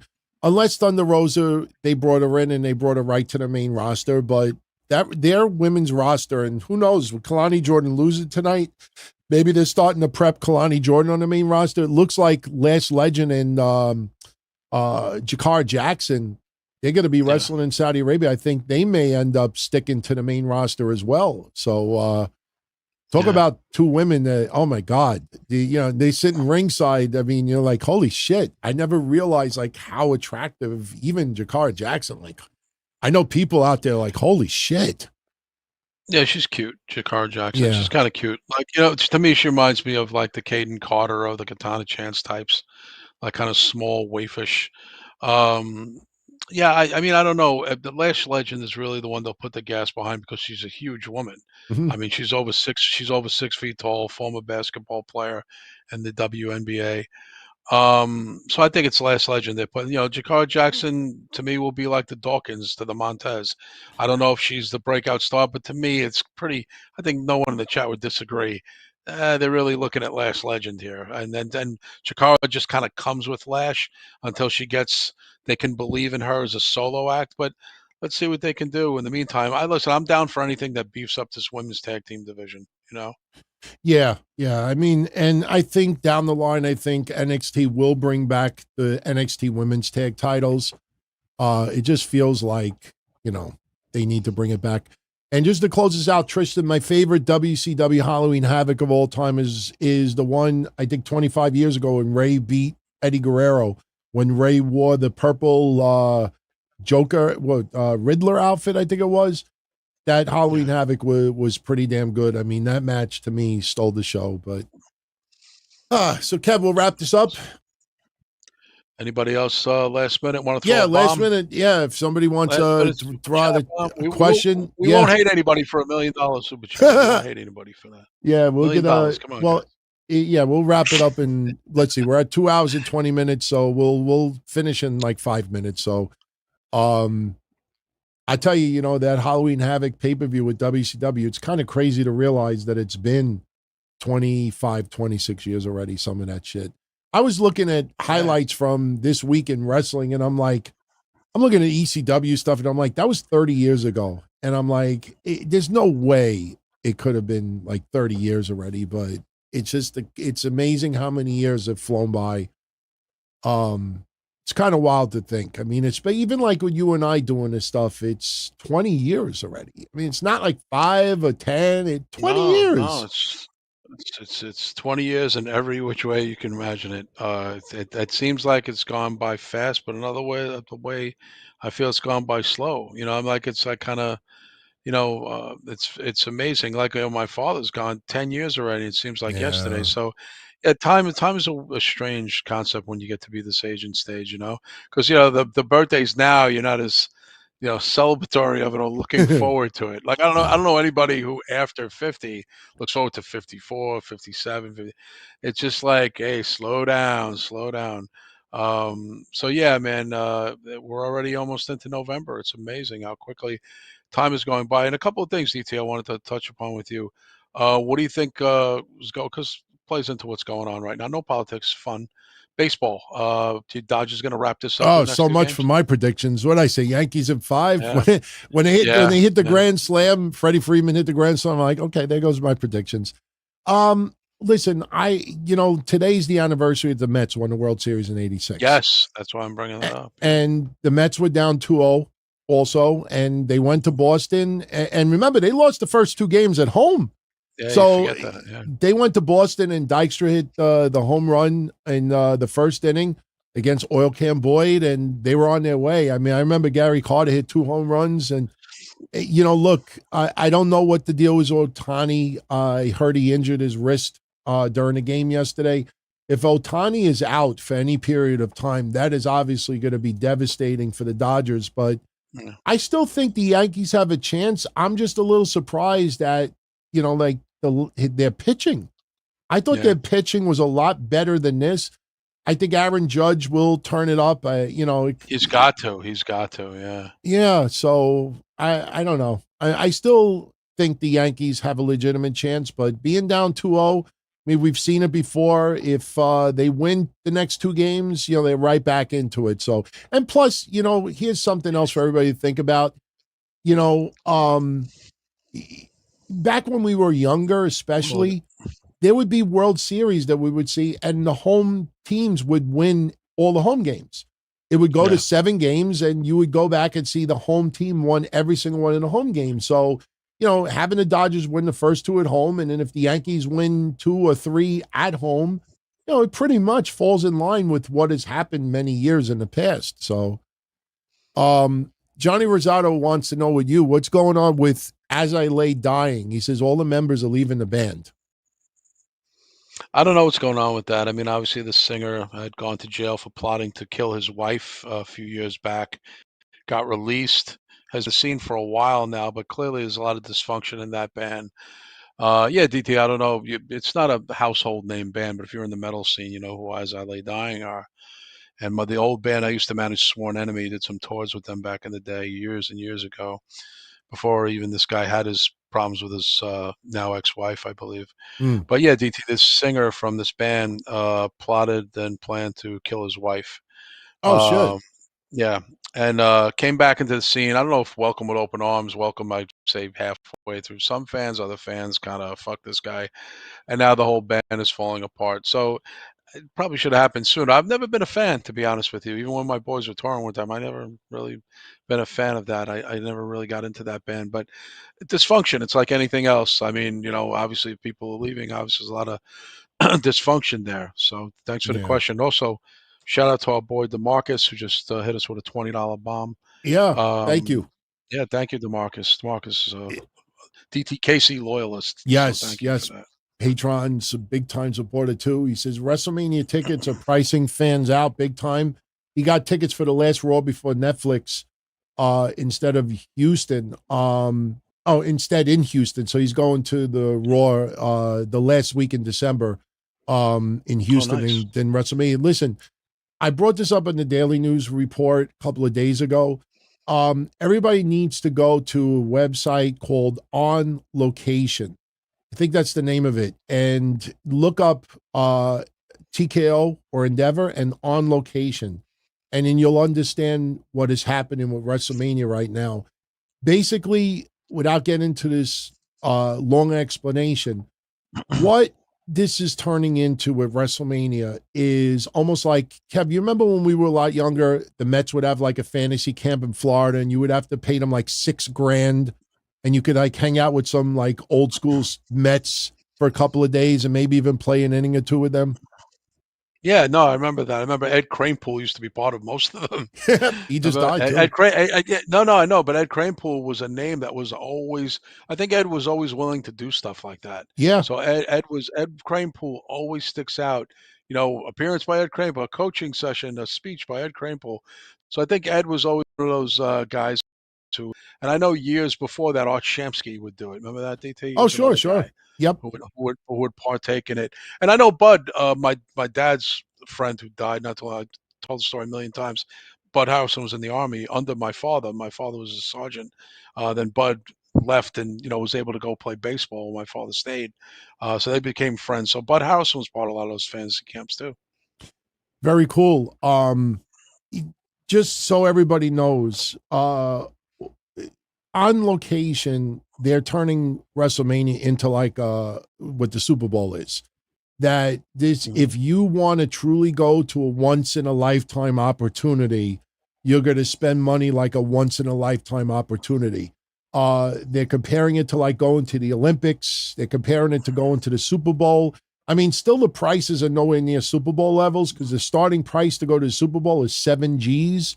WrestleMania, I think, is 1,900, but that's what they're doing. I mean, they're turning this into like the biggest event of the year, like the biggest it's almost like a Taylor Swift concert. Like if you really want to go, you're going to have to pay big time money unless you're in the Boondocks, and even the Boondocks, those ticket prices, that's what they're turning it into. I suggest everyone out there go to On Location and do a little research, and IMG also, because IMG is basically they're the biggest media rights seller in all of sports, and they're involved as well. Basically, WrestleMania, they're turning it into like, that's why when you hear Cody Rhodes say in the last couple of weeks, oh, WrestleMania 41 is going to be even bigger than WrestleMania 40. That's not Cody Rhodes talking. That's TKO talking. They're going to make these WrestleManias in the future be so over the top. And if you want to be truly part of it, you have to be the elite of the elite. That's really what it's turning into. So that's true. Thank you, DeMarcus, for that. And everybody, thank you as well. We're at 2.5 hours, so we're going to wrap it up. And but remember, family, Kevin and I will pick up this conversation tomorrow night at 10:15 p.m. after Raw. It'll be the go home Raw before Saudi Arabia, so we will do Saudi predictions.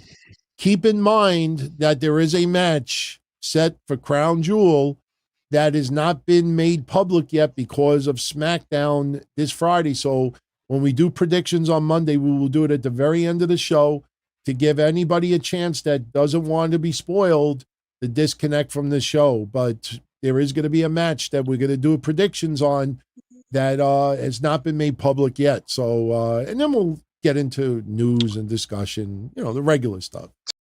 Did we get answer this guy question for our DTKC Made Women in America? I see Havili. Okay, Havili. Yeah, he said, Havili. Yeah, much love, Havili. I didn't see yours. Yours just came in now. In our opinion, who would be the final member of the OG bloodline if The Rock or Hikuleo joined Solo Sikoa for War Games? Clearly, Sami Zayn. Yeah. In my opinion, the OG bloodline, clearly Sami Zayn. Yeah, Sami Zayn is, it's happening. It's happening. I mean, yeah, I'm going to definitely go with Sami. Let me put it this way. It's going to be part of our conversation on Monday night. But the idea of a 5-on-5, don't be so sure, guys. War Games may be only 4-on-4. It may be Roman, the Usos, and Sami Zayn versus Solo, Tama Tonga Tangaloa, and Jacob Fatu. I know we've always had 5-on-5, but WWE, it's more about quality instead of quantity, and you're not going to force a fifth member at the last minute just to have 5-on-5. So I am pretty confident that Survivor Series is going to be 4-on-4. So I don't think we will have a fifth person. Plus, with War Games. You don't think so? No, I don't think so. I think with War Games, you're still going to have, I mean, we don't want Cody Rhodes dragged back into this again. I think Cody Rhodes does not need to revisit that. I think he needs to stay focused with Kevin Owens and ultimately Randy Orton. But I think Survivor Series is going to be 4-4. So Okay. yeah, Most likely you're right. Yeah. yeah. So all right, guys. Kev, pleasure as always. We will see about possibly doing it the last Sunday in November, which will be the day after Survivor Series and the weekend of Thanksgiving. And we'll catch everybody Monday night, 10:15 p.m. after Raw. DTKCDiscord.com. Kev, Everybody have a happy Halloween. Who doesn't join us on Monday? Yeah, no, we appreciate everybody who the super chats, all the made men and women, everybody who's a regular here, and any newcomers who have joined us for the first time. Thank you very much. Absolutely, and thank you for the support. And don't forget, we have Patreon this week. I'll be doing a show on Tuesday, and you're going to be doing a Halloween episode with Trez, right, on Thursday? Yeah, we'll be doing on Halloween itself. We're going to start earlier though because I promised Trez because she has some stuff to do later on in the evening. So we're probably going to start 7:30 DT on Eastern time Okay. on Thursday. Probably do 7:30 to 9:30 or 7:30 to 9. But we're going to start around 7:30. So let everybody have dinner, then pull up a chair or pick up your phone, however you listen to us. I'm going to do an earlier Halloween episode, so we don't take up everybody's night. Because I know, again, people are traditionalists, like to watch some horror movies or have a later dinner. So we'll go from about 7:30 to about 9 o'clock on Halloween this Thursday live, and everything will be obviously on Halloween, all Halloween questions. So send them in now while you got time. Yeah, I'll definitely inform everybody on Patreon. I'll double check with you on the start time, but I'll definitely prep everyone to be prepared. And when you have the official time, if it stays at 7:30, I'll let everybody know and we'll get it hooked up. Yeah, I'm probably going to change. So yeah, 7:30. You might as well post it because Trez wanted to start even early, but 7:30 is the earliest I could start. So yeah, 7:30 will be the official time for this one particular episode. We'll go back to regular time after, but 7:30 new start time for Halloween only this Thursday. Sounds like a plan. Thank All you, right, DT. Kev. I'll talk to you tomorrow night after Raw. Absolutely, man. And thank you, everybody, again, man. Fun times. Peace. Take care, Kev. Be well. All right, everybody. Got to jet out of here. Thank you, as always, for tuning in and spending some time on a Sunday night with us. For those that enjoyed Halloween Havoc, that maybe couldn't catch us live, I hope it was a great show. Now, I am going to check it out before I crash for tonight. Right after I put this show up, I'm going to go check out Halloween Havoc, see how everything was. But earlier today, I posted the daily news update. I had to post it around noon today instead of the usual night before because last night I actually did watch TNA Bound for Glory. I did check out most of AEW Collision, and it was a very late night for yours truly. So check out the news update because there is some big news items covered in there. But DTKCDiscord.com on Monday night, 10:15 p.m. after Raw. You can catch Kevin us live there. And definitely going to be a fun show tomorrow. The Hulk Hogan stuff is going to be funny. Getting into that ridiculous Sports Illustrated list is going to be interesting. And we got some news. We'll do predictions for Crown Jewel and a few other tidbits going on. But everyone have a good one. Thank you as always. Much love, and we'll catch you all again soon. Be well. As far back as I can remember, I always wanted to be a podcaster. For me to live any other way was nuts. To me, those goody-good people who worked shitty jobs for bum paychecks and took the subway to work every day and worried about their bills were dead. I mean, they were suckers. They had no balls. If I wanted something, I just took it. I ran everything. I paid the bills. I paid the hosts. I even paid the masked maniac. Everybody had their hands out. Everything was for the taking. We always called each other good fellas. You would always hear from somebody. You're gonna like Don Tony. He's all right. He's a good fella. He's one of us. But if you're part of my crew, nobody ever tells you they're gonna get rid of you. It doesn't happen that way. There weren't any arguments or curses like in the movies. See, your haters come with smiles. They come as your friends, the people who've claimed they care the most for your life. And now that's all over. And that's the best part. Today everything is different. There's lots of action. I don't have to wait around for everything like everyone else. Oh, I didn't get the vaccine? Fuck you, vaccine me. Oh, your delivery guy has COVID? Fuck you, feed me. Right after I moved here, I ordered egg noodles and ketchup, and I got spaghetti with meat sauce. I'm no longer an average nobody, while they get to live the rest of their lives like a bunch of schnooks.